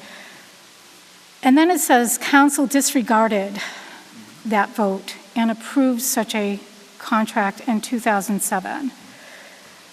And that's where it's left off. And it's just, to me, this is misrepresenting, because it was to my understanding that the town wasn't managing the landfill correctly up there. And if we didn't get somebody in there to manage that landfill and take care of some of the issues then we were going to be in hot water. Now, I was not involved in 2007. I started getting involved in 2008 when they had the landfill hearings and stuff. But that right there is just like very misleading. Council disregarded. Because there were many public hearings and stuff, and there were, from what I understand, there were reasons given as to why this had to be done. And then when we go down to section 10-300.2, again, bullet item B, the town of Southbridge strongly encourages any party seeking any future landfill on privately owned land seek approval by a majority of Southbridge voters at a ballot vote. Now, where it says the town of Southbridge, well, who does that refer to? I mean, that's kind of left open to interpretation. And then we're including privately owned. I mean, it only says encourages, but it says privately owned. And to me, somebody to seek approval by a majority of the voters on the ballot, well, somebody who wants to open a landfill on privately owned land, they seek guidance from the state. They get that approval from the state. And to me, this section B, that should just be totally wiped out, right there, totally wiped out. First of all, the town of Southbridge. Who is the town of Southbridge? Who are they speaking of? And then it talks about privately owned land to seek approval by the majority of the Southbridge voters at a ballot vote if there's somebody that's seeking to build a landfill or put a landfill. When it's all done in zoning, it's all done through the state, they go through this process, you know. So I'm just like, I really have a problem with that, but, you know, especially the town of Southbridge. I mean, like, who is that? I mean, is it the entire town of Southbridge? Is it the town manager? Is it the town council? Who is it? So it doesn't explicitly say, it's left open to interpretation. And the B, under the statement of intent, that's very misleading because there's no reason given. I mean, at least they could point them to something that clearly states, like, where you can find all those minutes that were taken, the recordings that were taken to the public hearings when Casella came in and took over, basically, because the town could not do it. They couldn't do it. So, you know, I know we're not voting on this, but those are my pieces right there, and I don't support it in this format at all. Thank you. So, Councilor Carrasco. Yes, I have some concern in regards to some of the statements that Councilor Manna has made. Obviously, if you look at section 10-300-.2 and you look at B, the town of Southbridge is the voters. Our town has said no twice to landfill, twice to landfill operation, to contracting. They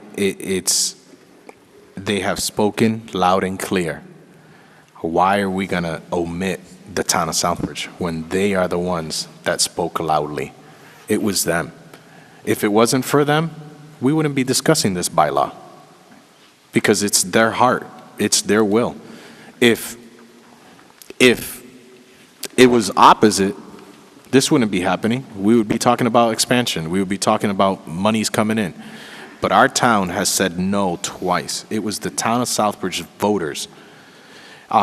So in regards to the disregarding, that's exactly what took place.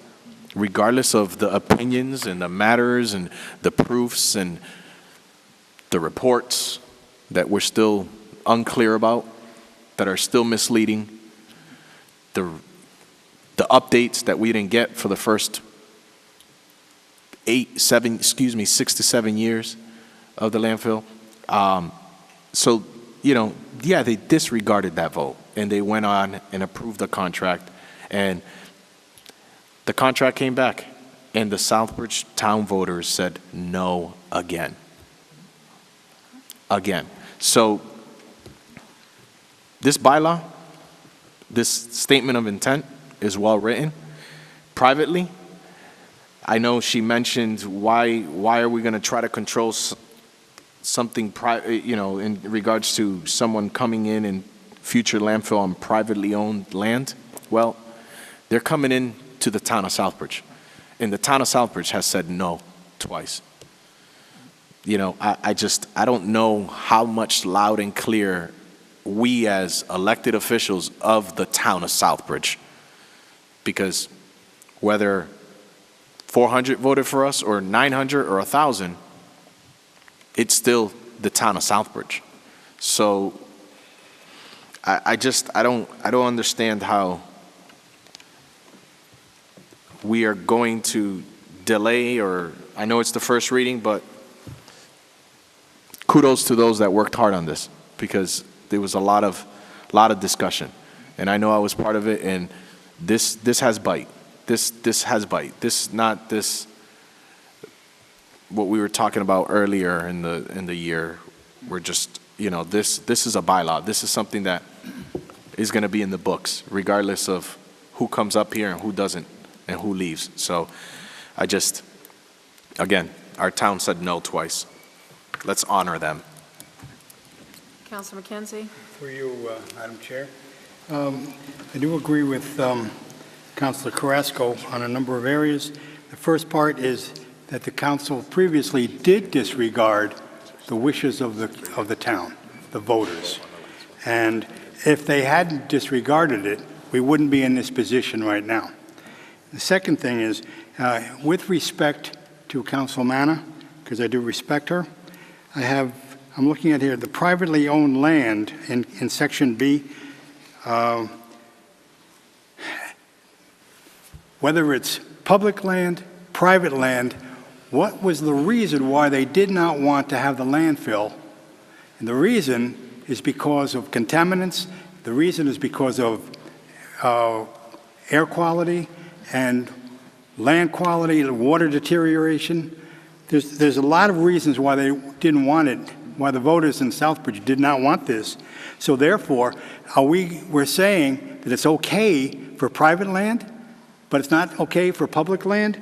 And the other thing is, if you're talking about privately owned land, it says strongly encourages any party seeking. Strongly encourages. We're looking to dissuade that because we don't want it.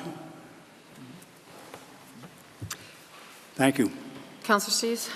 I just wanted to point out that to dovetail off of what Councilor McKenzie just said, when we had the discussion in general government about the difference between the first section of 10-300.2, which is clearly directed at public property, that was based on the discussion on the email we got from the town attorney, which specifically clarified that there's no doubt that the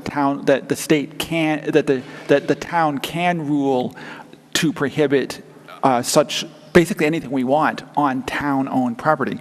And he was a little concerned about whether or not it might be an issue with privately owned land, which is why it's phrased as strongly encourages, because of the fact that these properties are still in our town. And that I think it certainly behooves us as the citizens to pay attention to whatever comes into our town and have a chance to say something about something that could have as big an impact as a future landfill, whether it's on town-owned property or not. However, I would like to add one thing that to remind people that as far as this particular issue goes, there is a stronger way to do it, and that is to remember that this coming year we're going through zoning bylaw review changes. And we need to put something clearly in the bylaw that landfills are just simply prohibited in Southbridge and kill it permanently. Okay. Thank you. Also, I wanted to go back to what Councilor Manna said a few minutes ago about saying that the town didn't manage the property well. The problem was not the town's management, it was Wood Recycling's management of the project. That Wood Recycling, unfortunately, even after the 1999 ballot vote, Wood Recycling continued to manage the project, and they were a corporate entity too. They weren't town management either. And unfortunately, as people might remember, I was not in town at the time, but anybody who was in town at the time remembers that I think it was 2002 or 3, there was an 8-day fire up there in August. That was primarily because of Wood Recycling's mismanagement. And although there were certainly problems that brought Casella into town, there's no doubt about that. And I have said before, and I will say it again, that they did a pretty good job of correcting those problems. But that doesn't mean we want them to stay. And once this thing is closed and we don't want to be doing this again. That's what I think. It was very clearly stated in June, and that's why we're doing this. Councilor DePietro. Madam Chair, regarding item B under 10-300.2, I'm looking at it as a kind of an overture to the whole point of the intent of this agenda item. If it is, in fact, sometime in the future, going to be a question as to whether a private party on their own property would be able to seek a landfill. It has nothing to do with town-owned property. This would be a state issue. It would be a whole nother discussion for probably councils way beyond the scope of what we'll have to deal with, hopefully. I don't see where it really has a place in here, just that item B. Personally, be it an ice cream stand or a landfill, who would encourage or discourage or include that language in any kind of what is potentially going to be legislation. I think I believe it's out of place, personally. Just that one line item, B. Thank you. Okay, Councilor Clare. Thank you, Madam Chair. Through you. I think that between Councilors Carrasco, Steves, and McKenzie, there isn't too much else to add. You know, there was a lot of work that was put into this, going all the way back, I think, to, you know, just a few weeks after the vote back in June. I think that everything in this proposed bylaw is factual. You know, if you're asking, you know, that, you know, 300.1 Section B on June 4th, 1999, the citizens of Southbridge by a vote of 1952 to 715 on question 2 strongly opposed the concept of contracting management to the landfill to an outside corporate interest, but a subsequent council disregarded the vote and approved such a contract in 2007. That is there because the council disregarded the vote and approved not only the contract in 2007, but also Wood Recycling, and then, you know, between that 2007 and 2011 or 2012 created a regional landfill. I think that public sentiment on the whole has been against this, and it's time for us as a council to finally say, okay, we hear you. It's finally time for us to say there are some serious things wrong, you know, that could go wrong, and we hear you. So I think that, you know, thank you for putting this on the agenda. And thank you to everybody for all of your work on putting this together.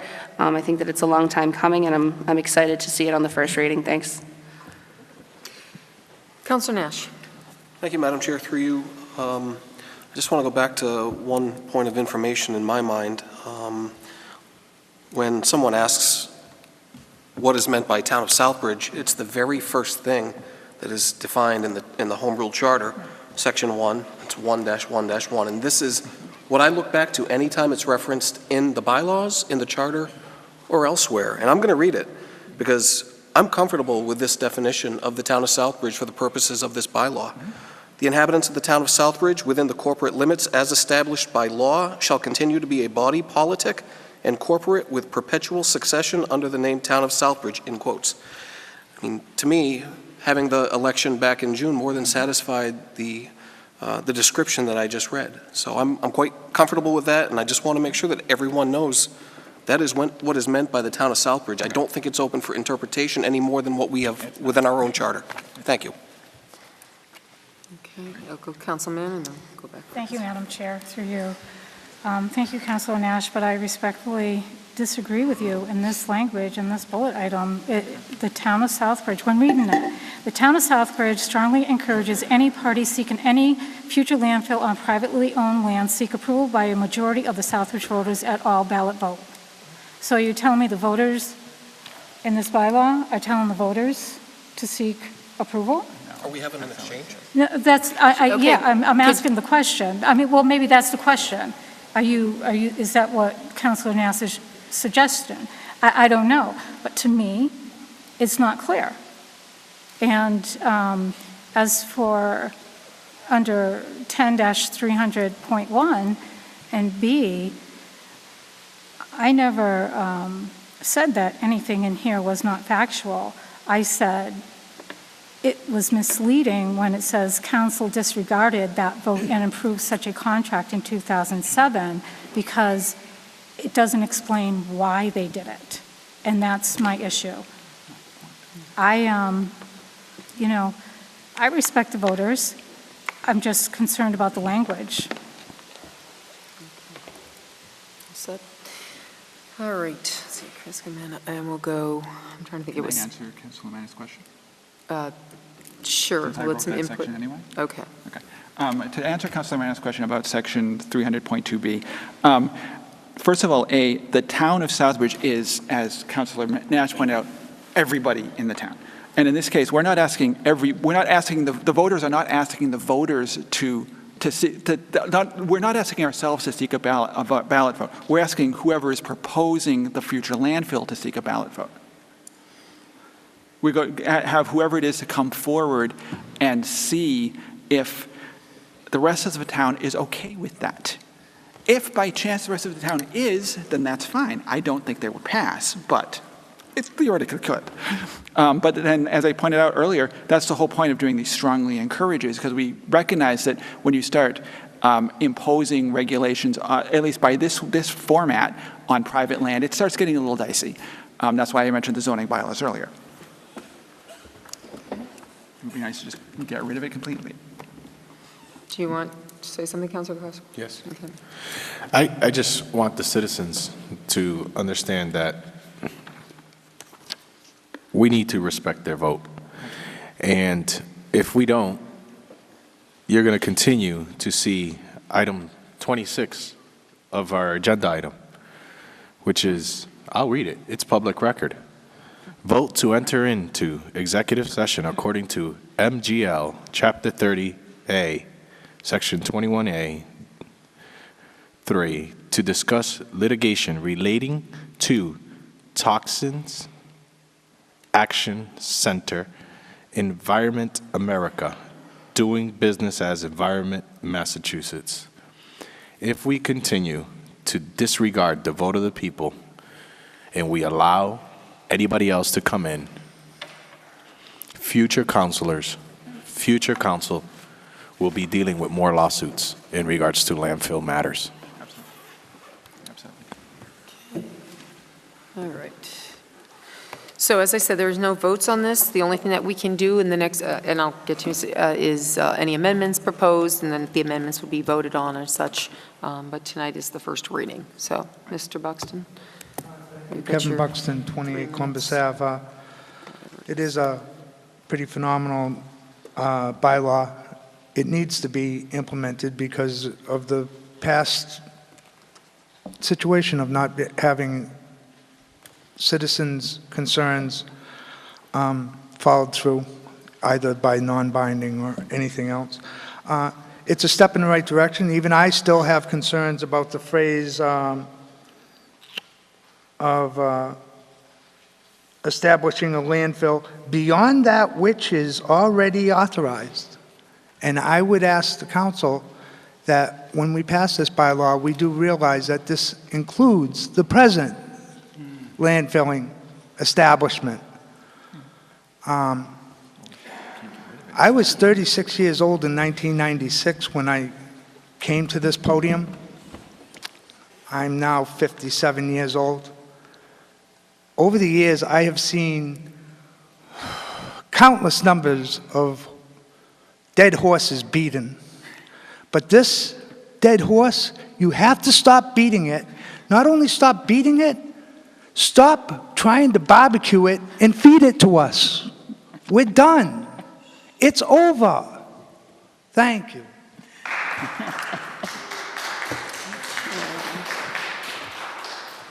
Okay, so if there's no further discussion or no amendments on the table, then we're going to move on to the next agenda item. Thank you for your input.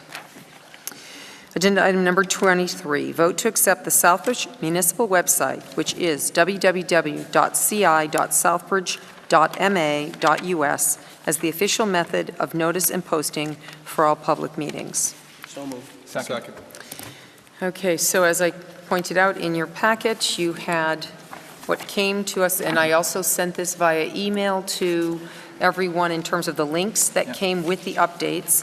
You have the red-lined copy in that email versus the clean-cut copy. I felt it was important that you saw what they changed, what the government, what open meeting law changed, the AG's office changed, and in particularly when it came to the third page, 29.03, notice posting requirements. And the first one is requirements applicable to all public bodies. And you'll see some information there in terms of except in emergency, the various points. But some of the things, so obviously, hopefully we're going to accept this as our preferred method. It talks about other methods in there. One of the things that apparently did not happen when this change occurred, whenever that was C, which is highlighted in yellow. I asked the administrative assistant to do that before they were printed. Notices posted under an alternative posting method authorized by 940 CMR 29.032 through 5, the different alternative posting methods, shall include the same content as required 940 CMR 29.031B. If such an alternative posting method is adopted, so this being the website, for instance, the municipal clerk, in this case of a municipality, or the body, in all other cases, shall file with the Attorney General written notice of adoption of the alternative method, including the website address, where applicable, and any change thereto, and the most current notice posting method on file with the Attorney General shall be consistently used. So that is what I mentioned earlier, that when this is done, it needs to be recorded as such. You'll notice under requirements specific to local public bodies, A, B, C. B, we highlighted alternatively, the municipality may adopt, and there were the different notice versions. But in our case, they've changed it to the municipality may adopt website as the official method. They crossed off all the other areas, and so we have the ability to do that. Here's something that's really important and needs to be passed on to the clerk's office if they are not aware of this, which is under number 2, after we've adopted such a method.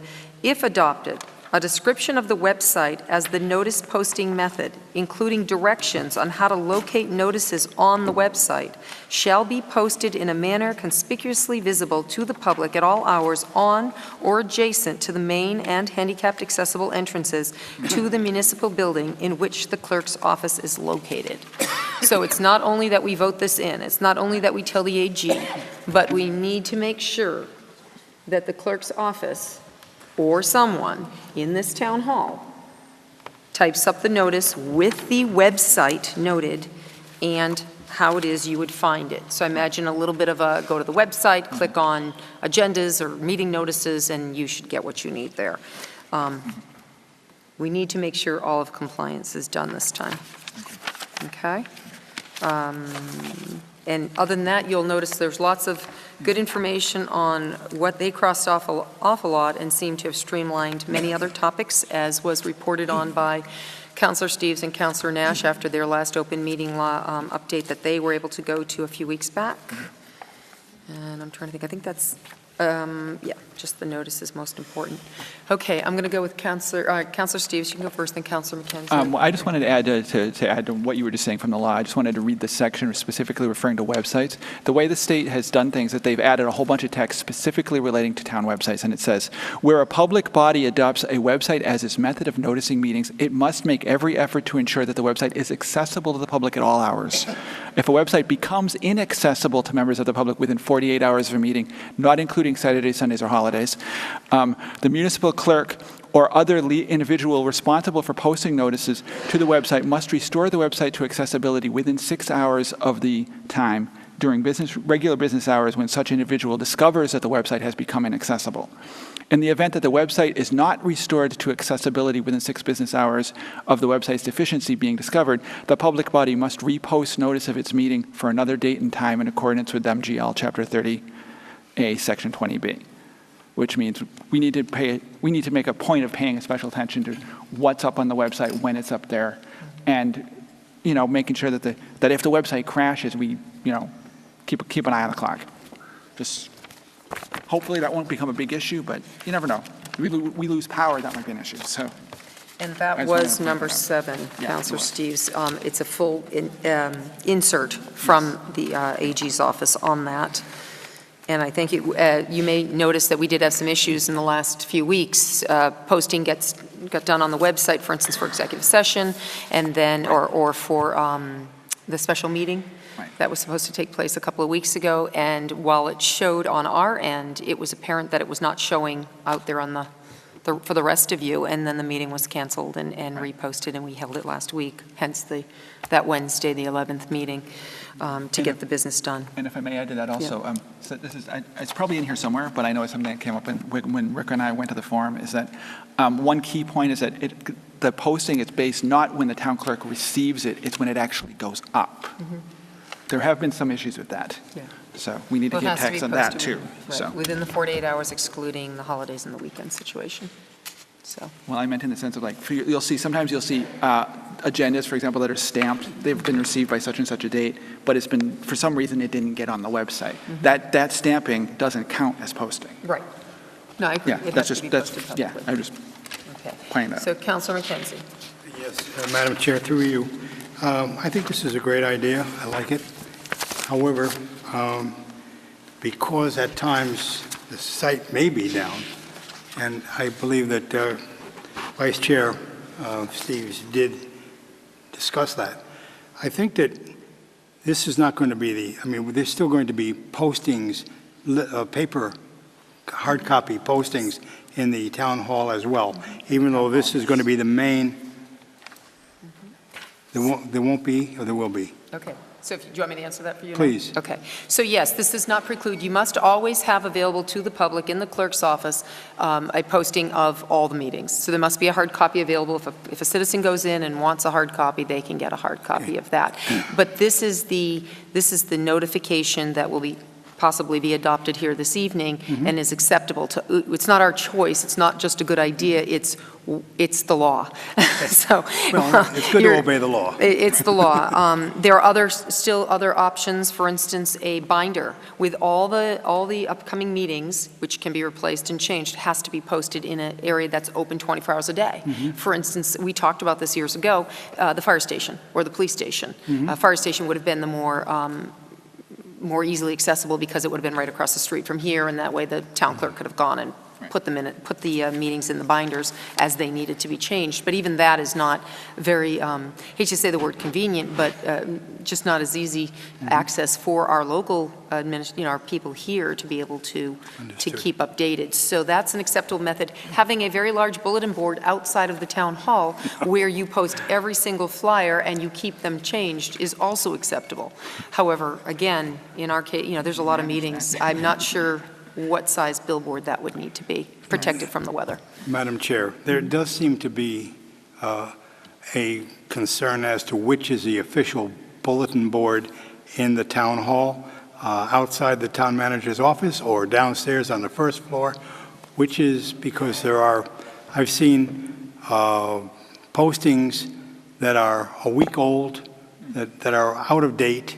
I've seen postings that I saw one this past week that was double, there were two of the same. Yep.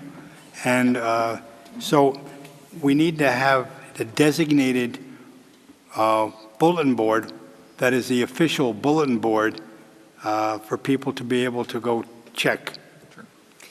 So just to reiterate the point, the official posting place will be the website, Right. if adopted. The town clerk's office is your next best bet. So if you come in and you're here during the daytime when the town clerk's office is open, and you want to make sure that what you saw on that board is right. I mean, I agree with you, Councillor McKenzie, it'd be nice if everything's updated perfectly, but if something gets missed, the only place you should be assured, and I say should be because mistakes can still happen, would be to go into the clerk's office. That is officially what the AG's office says, that the clerk's office must always have the current postings and agendas and such for. Inside for that. the office. Well, if the clerk didn't have an office, if the clerk had a table in the hallway, wherever the clerk Or a would be. bulletin board right outside the office?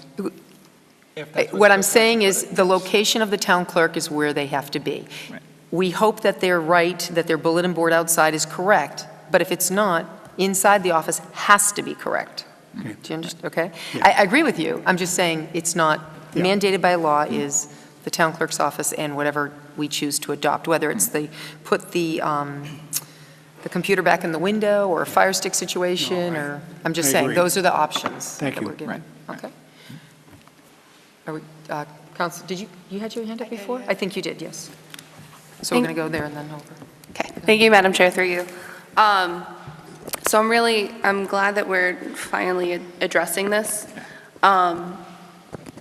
because we've been out of compliance for probably more than 2 years. It's probably quite a bit more than 2 years. I know that I personally, most recently, spoke to Councilor Nash about this last Monday, about how can we hold people accountable for knowing what's on the postings when the postings aren't actually available 24/7 as open meeting law states that they should be. I know that citizens have asked for it too. The only thing that I do have a problem with is I would love to see everything that you're saying to do going forward, have everything on the website, have a backup in the clerk's office. But this was added at 8:30 this morning as an emergency item. I think that emergency is, I don't think that this should constitute as an emergency vote because of the amount of time that's passed since we've been in noncompliance. And specifically with this item, anybody who may have a problem with it wouldn't have been able to be notified because, really the only place that they would have known is if they were online. And the people who may or may not have a problem with this are the people who wouldn't be able to be online. So just, through transparency and through, making sure that our citizens are heard, I would like to see this just postponed until the next meeting and then voted just to get the word out there, that's all.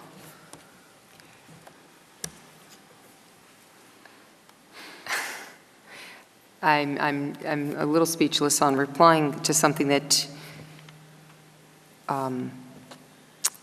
meetings were being posted according to what, again, the town clerk isn't here to tell me exactly why, when. I know that our IT, Mr. Knoyer, said that it was about a year after we went live on the town, what do they call it? The town, how do they note the town's website? When we did the update to the town website. So that, in my recollection, I asked him, do you think that's more than 2 years, less than 2 years, less than 2 years? I was under the impression, for a long time, I personally thought that the computer was still in the window. I just never looked at it, so I never thought that the computer was missing. But it was brought to the attention over the weekend by a citizen who had made a comment, and that comment came back. And immediately on Monday, in order to comply as fast as possible, looked into it and tried to get it done, because why would we want to remain out of compliance any longer? Whether someone has a problem with us adopting the website as our legal record, that's our choices to do that, or to potentially put the scroll back up, or put paper documents in the, like I said, in a 24-hour location, which was never the acceptable method back in the past. So I think we are doing due diligence to make sure that this got done, so that we're not out of compliance anymore. That's why it's on the agenda. I don't know why or when that changed. It wasn't under my watch, so to speak, on that. We're here trying to fix the problem, as was brought to my attention, and I worked as quickly as possible to get that done for us, so we're not in compliance. Or we're not out of compliance, excuse me. It wasn't my intention to be critical or anything. Okay, I'm just saying, I don't know why we would wait. More meetings will be posted every single day, pretty much, and I'd rather us not be out of compliance any longer than we need to be. I guess people can vote no if they don't want to adopt it. Just saying. Okay. That's just my explanation. I don't know what else to add. Thank you. Thank you, Madam Chair, through you. While I respect what Councilor Leclerc is stating, as I mentioned in my correspondence to the council chair Friday afternoon, there's no time to wait or waste on this with the issues that we have experienced of late. I also believe that this is the right thing to do tonight. I think it's within the chair's discretion and this council's purview to make this happen now to prevent further issues down the line. There's plenty of information on the web what we can all go and locate. But since the Attorney General did publish this on October 6th and nobody caught it, I don't want to wait another 2 weeks. And actually, the 30th is the next meeting. So this one particular item is of the utmost importance in my mind to, one, get in compliance, two, to make agendas, meeting post material accessible to the general public in a very modern format.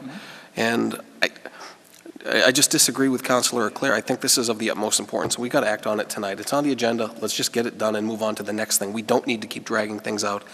I respect people's rights to speak on the issue, but at this stage of the game, I can't imagine anyone's going to object. Thank you. For the Councilor DePietro. Just wondering, Madam Chair, this isn't going to affect the packets we currently get for council, is it? No. That's not going to change? No, Okay. this is just to make sure This that is there's just for public public- awareness right, for postings. They've been being posted. It's not that we haven't been posting meetings. If there's something missing, then each subcommittee member, each other committee within our municipality needs to get on board and make sure that their agendas and their notices are, and the agenda and the notice can be as one. I mean, it should be, sometimes we have this, we post it and then we go back in and add the agenda. Technically, being as one is the acceptable way. That's which the law requires. Yeah, I mean. The agenda is the posting. I Just mean, saying you're having a meeting really doesn't count. Councilor Seuss, thank you for that input. And you're absolutely correct. We just tend to post at times saying agenda will follow, and then within 48 hours, we always make sure the agenda's up, but it really is an irregular way of doing that. I pointed it out a few times. I guess overkill on making sure that at least the meeting dates, the public knows when and they can plan their calendar better. Sometimes the agendas aren't fully addressed until 48 hours because things come up. Well, hence my question. That would be chaos if so many last minute. Right, but that's the way, that, technically 48 hours or more if you, but here's what happens, just so you're clear. If we post an agenda and then it changes, which is why they're hesitant to put the agenda up more than 48 hours, because if you post that agenda a week ahead and then 3 different changes, every time they change that agenda, like we did here, they have to put revise, they have to indicate what they've changed, and repost. So then that's redundancy. So a lot of times they will wait for the agenda portion for 48 hours, and then, but post the meeting saying agenda to follow within 48 hours. So it's kind of an interesting way we do things here, but in the end, as long as it's 48 hours, we comply with that. So, Councilor Clare. Thank you, Madam Chair, through you. Just to clarify to Councilor Nash, the 24/7 posting availability was not an October 6th change. That's been a requirement all along. So it isn't a recent change that's causing us to now amend the way that we do business. I just, I respect what you're saying too, and, if this was on the agenda from Thursday, I would have been 100%, in support of this. I have reservations just due to the timeliness of when it was added on to the agenda, and I understand the other side of the coin as well, and, weighing those two different things, and we just happen to fall on different sides of it. So, thank you. Councilor Nash? I promise this, thank you, Madam Chair, through you. I promise this isn't an exchange, and I'll apologize to Councilor Leclerc because I did have a conversation with at least one other councilor about this where it was my anticipation that the council would take this up upon the Attorney General acting in October. I thought that was you, so please forgive me for that. Perhaps it came from Councilor Clements or Councilor Steves. But I want to be absolutely adamant, due to the issues that we have seen of late, including one today that Councilor Clements is aware of. We need to be right when we post these meeting notices and agendas online. There is no room for error when we post Thursday night at 5 p.m. And Council, for example, has meetings on Monday nights. We need to get them right. We need to verify them at least initially to make sure that they are up and available and accurate, and that they are stated properly, not just for the PDF files that are attached to a particular announcement, but also with the date and time that are stated ahead of the PDF or below the PDF. If those of you that go to the website know what I'm talking about, it needs to be correct. And I don't want to elaborate on that, but it's imperative. So with that, I appreciate the indulgence, and I thank Councilor Clements for bringing this to the council on short notice to get it done. Thank you. Thank you, Councilor Nash. So a couple of weeks ago, I made a point, and I commented to you, Mr. Town Manager, about subcommittee meetings, agenda items, motions that are taken from subcommittee meetings, and how important it is that all motions and what it needs to be on the agendas are clear.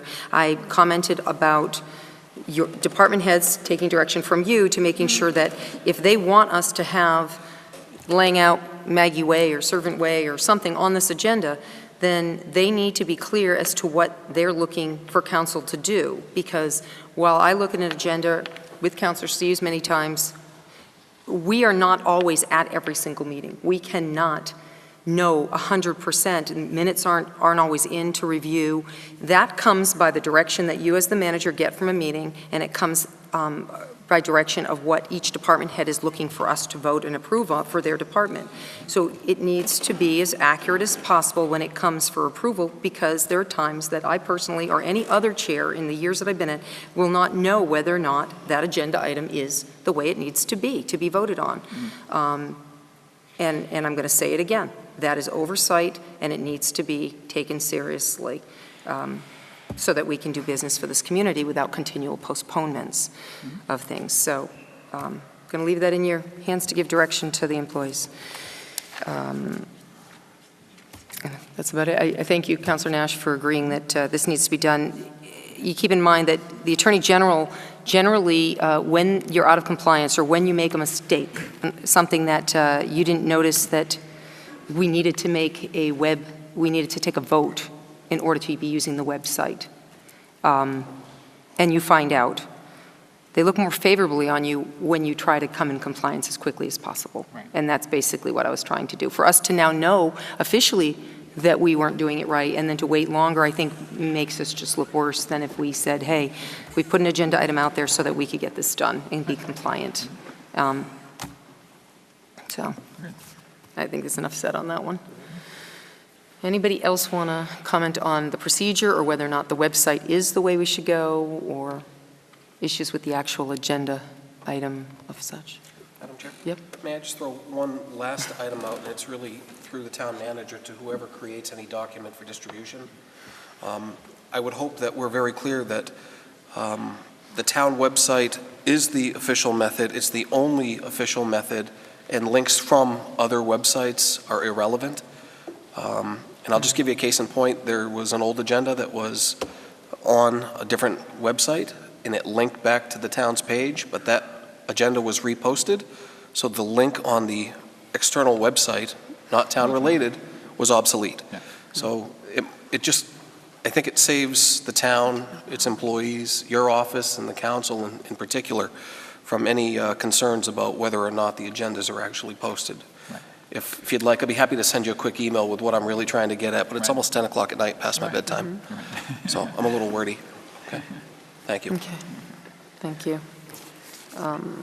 Interesting. There was a time when we, Councilor Nash, there was a time that we did not allow, there were only a few outside links. I'm not sure, I'll be curious what you're referring to down the road too, but interesting statement. That should only be the official, should be coming from the town site in terms of postings. I agree with you completely. Councilor McKenzie. Yes, through you. Could we move on and take a vote on this? I will second moving the question. Wait, I think we're there. I think that's what he's doing. So I don't think he actually did, so let's, Okay. all right, to we're make a good. I motion. was just asking if there was, you don't even have to, Good. okay? It's already there. If there's no other comments, that's what we'll do. I'm going to do this by roll call, so that's basically official for the AG's office, more official.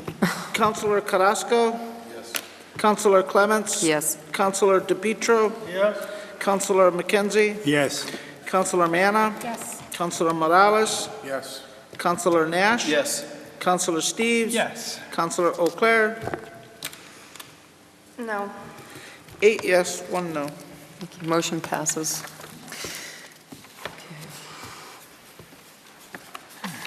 The next agenda item is Councilor's Forum, and I'm going to go over to Councilor DePietro today.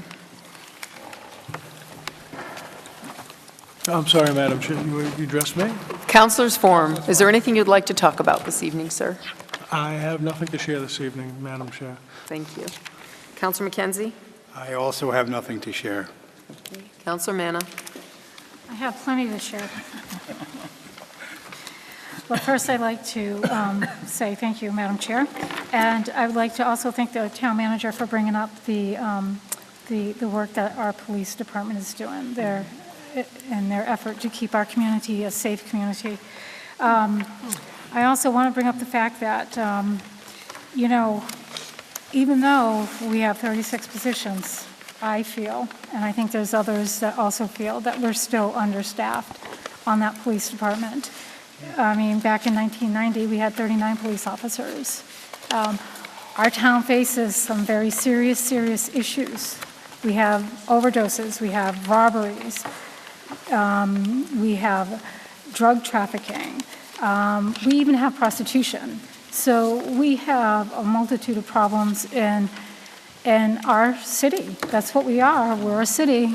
We may be known as a town, but we're actually a city. And, I just want to remind people that there was an audit done back in 2013 in regards to the police department, and there were many recommendations in that audit, and one of those recommendations was to recommend that our police department be at 40 staff for full-time police officers.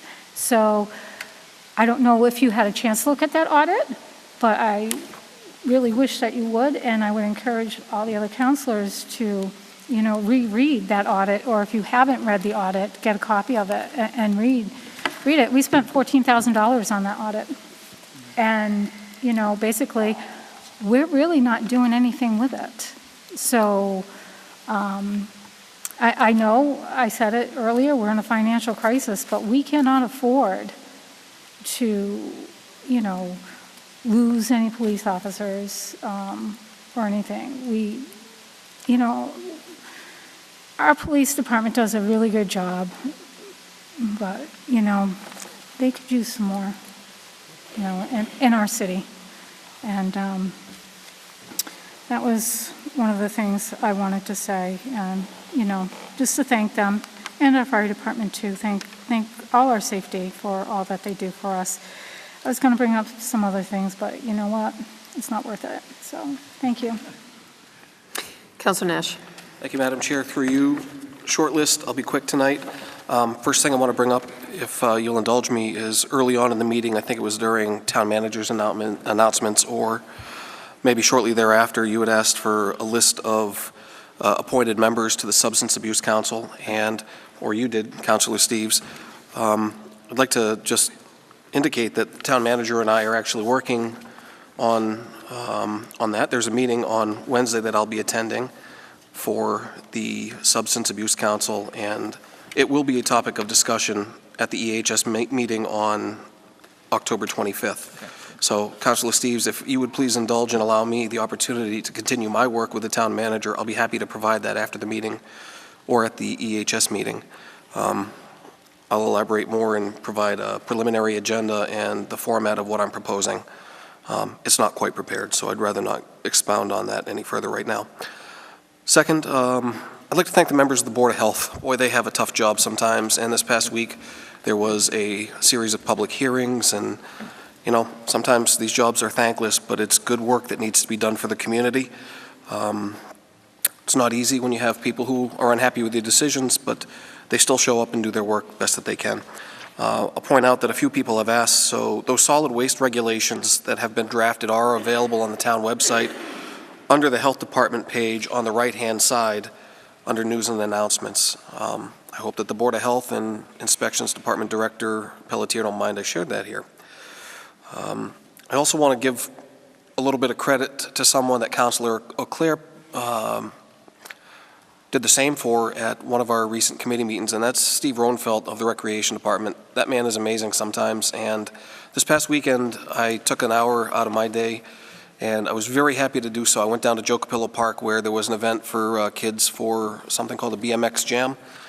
I don't know that it actually got formally underway because of some misting and rain and potentially unsafe conditions, but there were kids and some not so young kids that were out riding their bikes and performing on the ramps there. It was really neat to see, and I enjoyed myself, and I want to thank Steve and Aaron for their efforts down there. Beyond that, one thing that we didn't mention early on, it may not have a lot of interest from folks up here, but I'm going to attend the Bay Path Open House on October 18th, 6 to 8 p.m. I saw a flyer, I think it came in the mail with Smart Shopper or something along that line. So again, Bay Path has an open house with a lot of interesting stuff on the 18th, 6 to 8. I want to close with one comment, and that is that while we have a nice guiding document in the charter, it is an imperfect document, and there are things that need to be corrected therein. As with the bylaws, there are some things that conflict. And one thing that I'll support that with is actually quite simple, and that is that the charter still calls for our town election to occur on the last Tuesday of June, while the bylaw was generated to indicate that it's the second Tuesday. So let's keep that in mind when we're looking at the charter and the bylaws. Or maybe I got it backwards, but somewhere, there are other references therein, including references to Mass General Law that are out of date. So with that, my question is, do we know when the next review occurs for either of those? Well, we need to appoint a review committee, and we need people who are interested in serving on that committee. So thank you for bringing it up this evening. If there's anyone who is interested in reviewing our town bylaws and being on that committee, please let me know, and we will start that process to move forward. I'd love to have something in place before January. Thank you, Madam Chair. That's all I have. I know it's a lot, as usual. Okay, we'll go over to Councilor Claire. Thank you, Madam Chair, through you. I just also wanted to say thank you to, Police Chief Shane Woodson and all of his officers.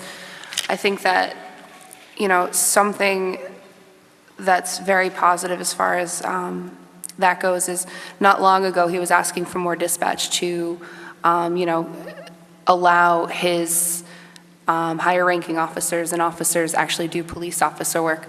And once he was able to hire those people, he almost immediately got results for the town. I think that it's really indicative of his great leadership and what's going on down there. And I just wanted to say thank you to him and everybody else who was involved in those different busts this past week.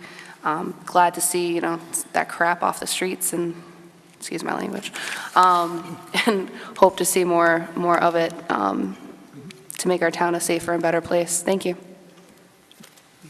Councilor Carrasco.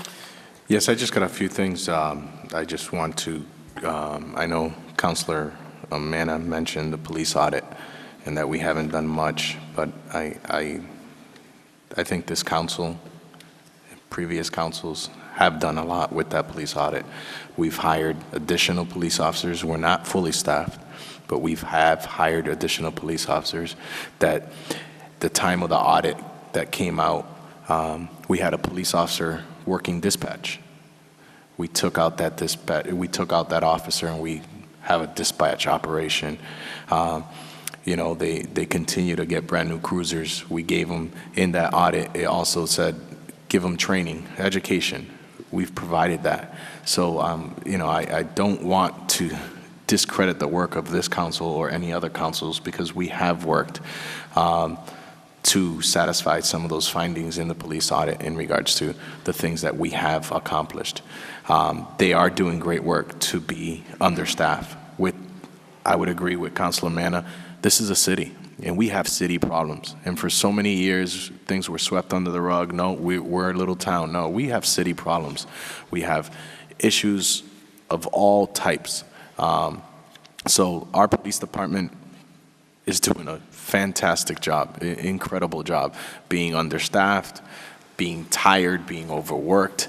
I mean, some of these detectives are working doubles just to be able to get some of this work done. So, kudos to them. Keep up the good work. I know that all 9 of us up here are proud of the work that they are doing, not only in high intense situations, but also keeping our community safe, even dealing with some unforeseen crime that's happening. So they're doing a great job. So I want to say thank you to them. I want to say thank you to Player Aaron and volunteers, Aaron Rosso. It did go off. The bike show went off. They did do it. They handed out the trophies. It was incredible. And the work that they're doing to expand that and get more kids involved, and it is incredible. And also, Mr. Rosenthal is doing a great job. From so many years, I remember when I first got on council, there was nothing being done with the recreation department. There was nothing. Besides a little calendar, if you want to rent the facility, go to that calendar. That was being done. I mean, we have so many different activities, from the town pool to walks to now we have handball at Henry Street. We have a skate park that's actually functional and working. The bike program that's being established not only in our town but at the high school. Mr. Roosevelt is doing a great job, and just for part-time hours. So keep that in mind. Just imagine if we had the ability to be able to hire them full-time. I think we would see even greater results. But I understand things are difficult. I want to also thank, this is something near and dear to my heart, being from the island of Puerto Rico. I want to thank the organizations, the community members that have supported. There's been several different organizations working, but in particular the Southbridge for Puerto Rico organization, under the leadership of several leaders from the St. John Paul Catholic Church, and also the town clerk's office, Miss Evelyn Rivera. It's been incredible, the amount of work. They did a first shipment of over 50,000 pounds of food that was shipped, and the National Guard came out and picked it up. It was incredible. They have over 50 volunteers that are working this mission, and it's something that I'm proud of. Again, when tragedy strikes, regardless if it's overseas, someone in our neighborhood, in our town, Southbridge knows how to respond. We know how to put politics aside, we know how to put differences aside, and we know how to work for the better good of our community, and I think that's something that we need to continue to do. They are still accepting financial contributions. They have set up an account with the United Way, and also they have a local 501c3 organization, Aspida of Massachusetts, who is also collecting checks. Those checks can be brought right here to the town clerk's office and be earn marked for Southbridge for Puerto Rico, and Miss Evelyn Rivera will make sure that those donations get to the right place. Because I know all of us sometimes complain about these lights, complain about the heat, complain about the sound. Right now in my island, 87% of the island is without power. We don't have running water. The hospitals are running out of a generator at 6 hours at a time. We complain about our roads, and there's bridges that connected one community to another that was completely washed out. So that whole island, that part of the island, has not been fully restored, and we don't know. I still have family members that I have not to this day heard from. So I want to thank all those involved for stepping up to the plate for the citizens of the United States of America. Because Puerto Rico, those people, us, because we like to use that, us versus them, we're citizens, and we have the same rights. So I'm passionate about it. It's something that is near and dear to my heart. Our family did suffer a loss. I had a loved one pass because of hurricane. So I understand the tragedy and the suffering. But for those that have stepped up and put politics aside, thank you. Say, Counselor. Okay. Counselor Morales. Thank you, Madam Chair. Quickly, I would like to thank our Southbridge Middle School Drama Club. Counselor Nash and I had a great night Friday at the school with the principal. They did great. Also, a shout out to our Southbridge Police Department. And also a great thank, just as Counselor Carrasco stated, the efforts for Puerto Rico. It has been great to see our community get together, counselors taking out of their time to donate and to help us. Also, I would like to thank Big Bunny for their help, Walmart, Hyde Tools, different businesses in town that has gotten together to help us with our family members and friends, the town manager for his efforts as well to help these different groups get together. Thank you and have a great week. Thank you. I think it would be, I know Evelyn's helping, but Nita Espino, I think deserves a big shout out there. I know that she has worked tirelessly on this, and so thank you for that. Also, the State Rep Pete Durant helped out to get that, to get the movement going, to get those donations over to Puerto Rico where they're mostly needed. And I make a note that because she had commented, they are no longer going to be accepting any type of product donations. At this point, they're filling the trucks this week, this next round, which they have an entire, pretty much as much, if not more, than they had the first round. Their goal is to get that loaded up and sent out. But as Councilor Carrasco pointed out, monetary donations are still being accepted. So I know that she was very grateful to all the places that, including our municipalities, the police department, and the fire department, and all the schools and such that put donation boxes out. That made all the difference. So thanks to everybody who cooperated in that effort. Okay. Next council meeting date, Councilor Steves? It is the 30th here in the chambers at 7 p.m. I had a couple of points I wanted to raise too. Oh, sorry. Except that the town manager is not here at the moment. Okay, so we can wait a minute for that. We know the next meeting is, we can postpone your comments. Should have said them at the No, I'll read one of them that I wanted to read anyway. It's not specifically related to asking him a question. Is that part of the elements of the whole open meeting law changes that we talked about earlier? I just wanted to point out that we need to be also, as far as our own minutes, we need to start making sure that we start attaching lists of documents and other exhibits that we're using in our subcommittee meetings and our council meetings. And this goes actually to any board and committee that has, when you get something that you're using as a document, you need to at least list it in your minutes.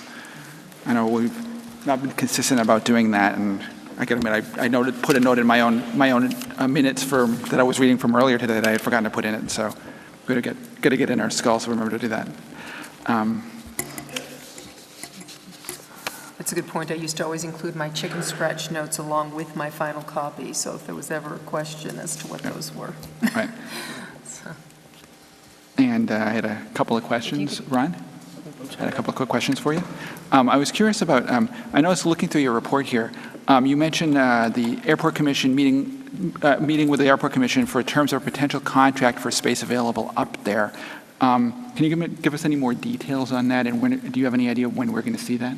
So thank you, and through you, I'll do the best I can. Obviously, that's an executive session issue because we're in the middle of negotiations. Okay. But as you know, we had a request for proposals, and we had one person who actually did turn in a proposal. We've been before, myself and the chairman of the airport manager has met with that person. We've discussed the proposal and a potential contract. We brought that information in executive session to the Airport Commission, because they, as you know, they control the airport property.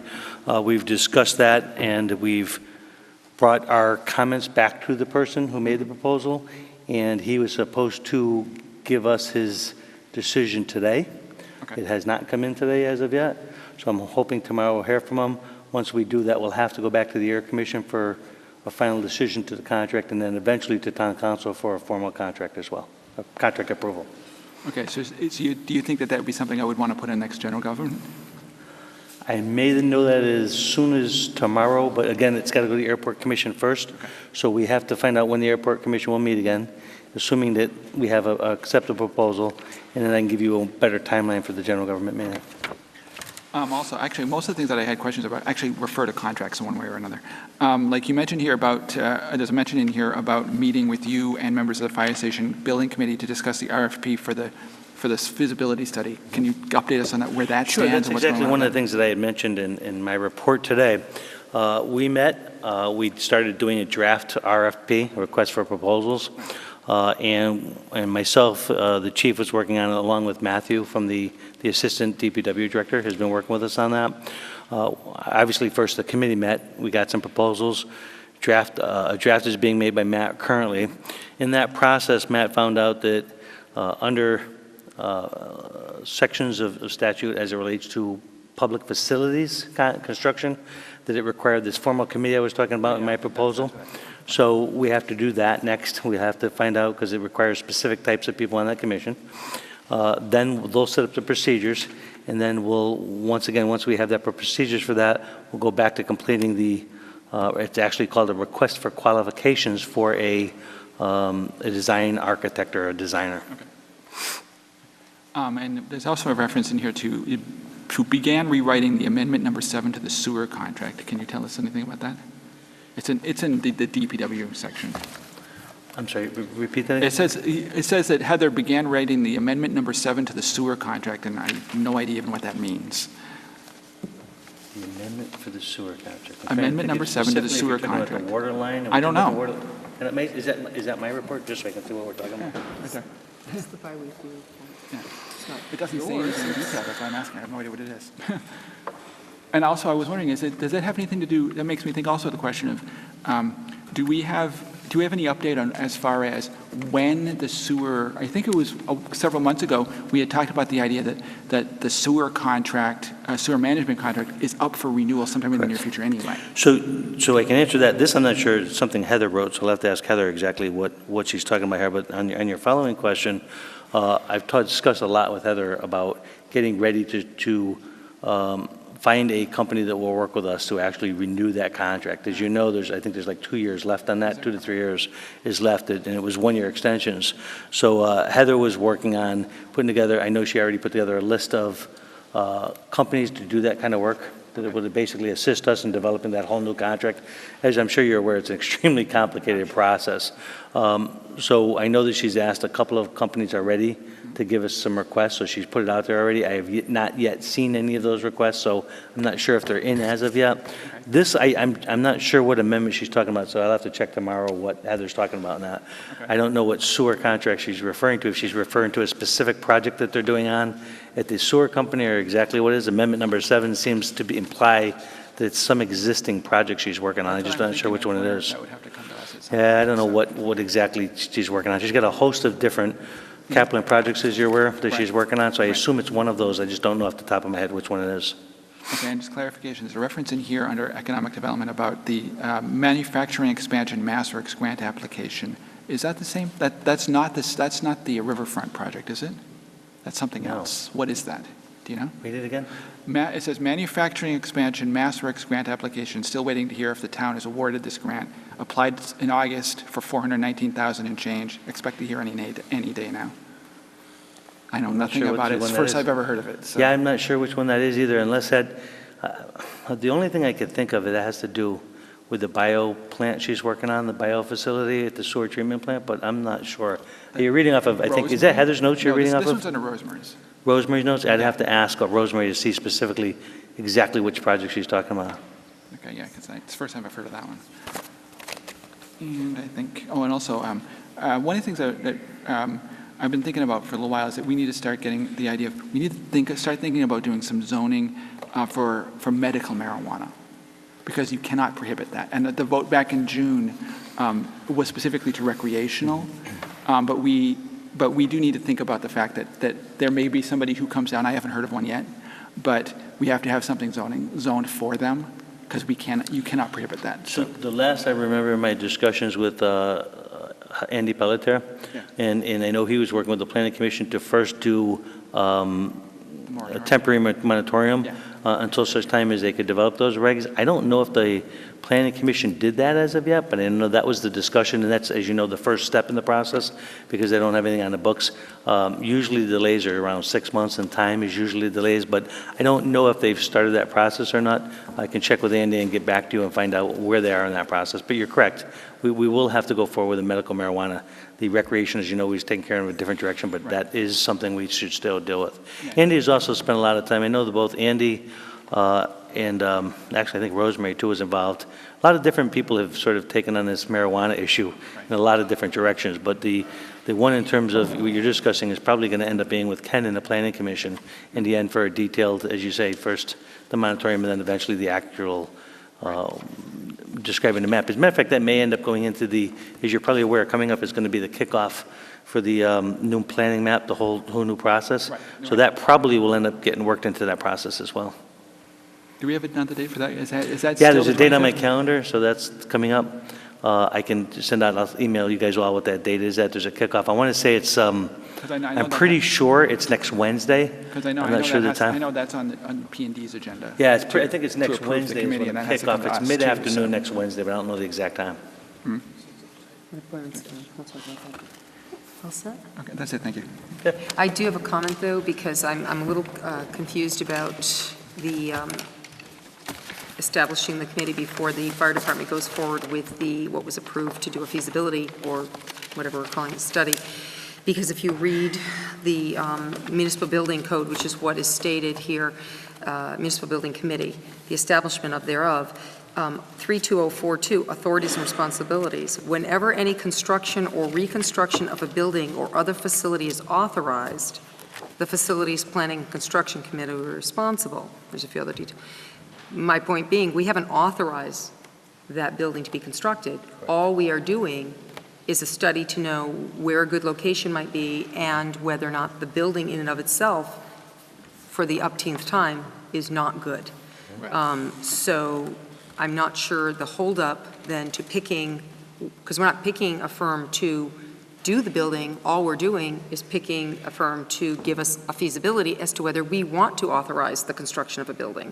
And while our bylaw says a municipal building committee can be established for the Facilities Planning and Construction Committee appointed by the manager subject to the town council confirmation, the authority is specific to the construction when it's been authorized. We have not authorized the building of a fire station. Sure. So we're holding up a process. It's now almost November, and we have not, something we voted on in June to spend the money on, this study that we were told had to be done to make sure that we could show the voters that the fire station isn't good. And we have a fire station building committee, not necessarily the same municipal building committee, which is part of our bylaws, and they've been working on this for years. I don't understand, I don't believe the holdup should be for getting that study done so we can maybe move on to authorizing it. So parallel tracks. it is parallel, right, but I think we're holding up one thing to get to another, and it just seems like we should at least get moving on the one. So if I could just answer that question. First of all, thank you, and it's a very good question, because my attitude was exactly yours as of this morning until I got the email back.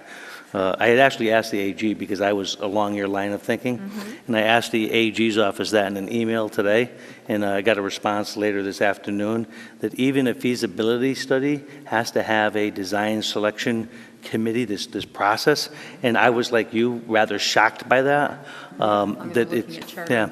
No, I'm talking about the actual state law, though, requirement for building construction projects. He referred me, actually, Matt had referred me to the section of the state law in that regulation, and I referred that to the AG's office this morning because I, like you, I thought exactly the same way you did. I got a response, which I'll be happy to forward you first thing tomorrow morning from the AG's office, saying that even for, and I was frankly hoping that the fire building committee itself would act as that, but it doesn't. You have to have this separate, specific type of building commission that we actually created in our bylaws. It's also in our bylaws. You have to have that, and they set up the policies and procedures, and then the fire building committee would have to follow those policies and procedures, and the board has a specific makeup that board is supposed to be to. So yeah, it's interesting. I was like you, I thought, well, that deals with the construction part, once we get the construction, but nope, she claims that it deals with the feasibility study as well. So I'm happy to say, I got that email this morning, so I'll be happy to forward it to you. But yeah, I went through the same process you did in kind of going through that. So it's a very good question. State law superseding charter. Yeah, it is, yeah. So in this case, then, we would essentially be appointing a town building committee that would handle any building projects. It sets up the process and the procedure for it. And then once you set up that process and procedure, then all the building committees would follow that process.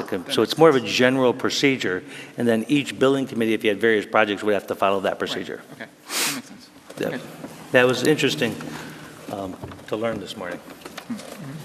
Especially at the Thanks. 11th hour, as they say, when we're already voted to spend the money. Matt found it when he was looking at the construction, when he was doing the request for quotes. Yeah. He found it as he was looking at the state statutes under State building statute, construction. yeah. So he found it there, and he told me about it, and I frankly had the same kind of doubts you did. But as it turned out, he was right, and we have to follow that process. Right. Just looking at charter and bylaw where the references are, it does not, Yeah, it's doesn't the allude actual, to it's the actual state. program for doing construction projects for town facilities. Okay. No problem. Yeah, I'd be happy to send that to you, too. It's a big document, but it's on page 12, second paragraph, so I'm very aware of it. Great. Okay, very good. All set? Okay, agenda item number 26 is vote to enter into executive session according to Mass General Laws, Chapter 30A, Section 21A3, to discuss litigation relating to the Toxics Action Center, Inc. and Environment America, Inc., doing business as Environment Massachusetts, if an open meeting may have a detrimental effect on the public body's litigation position, and if the chair so declares.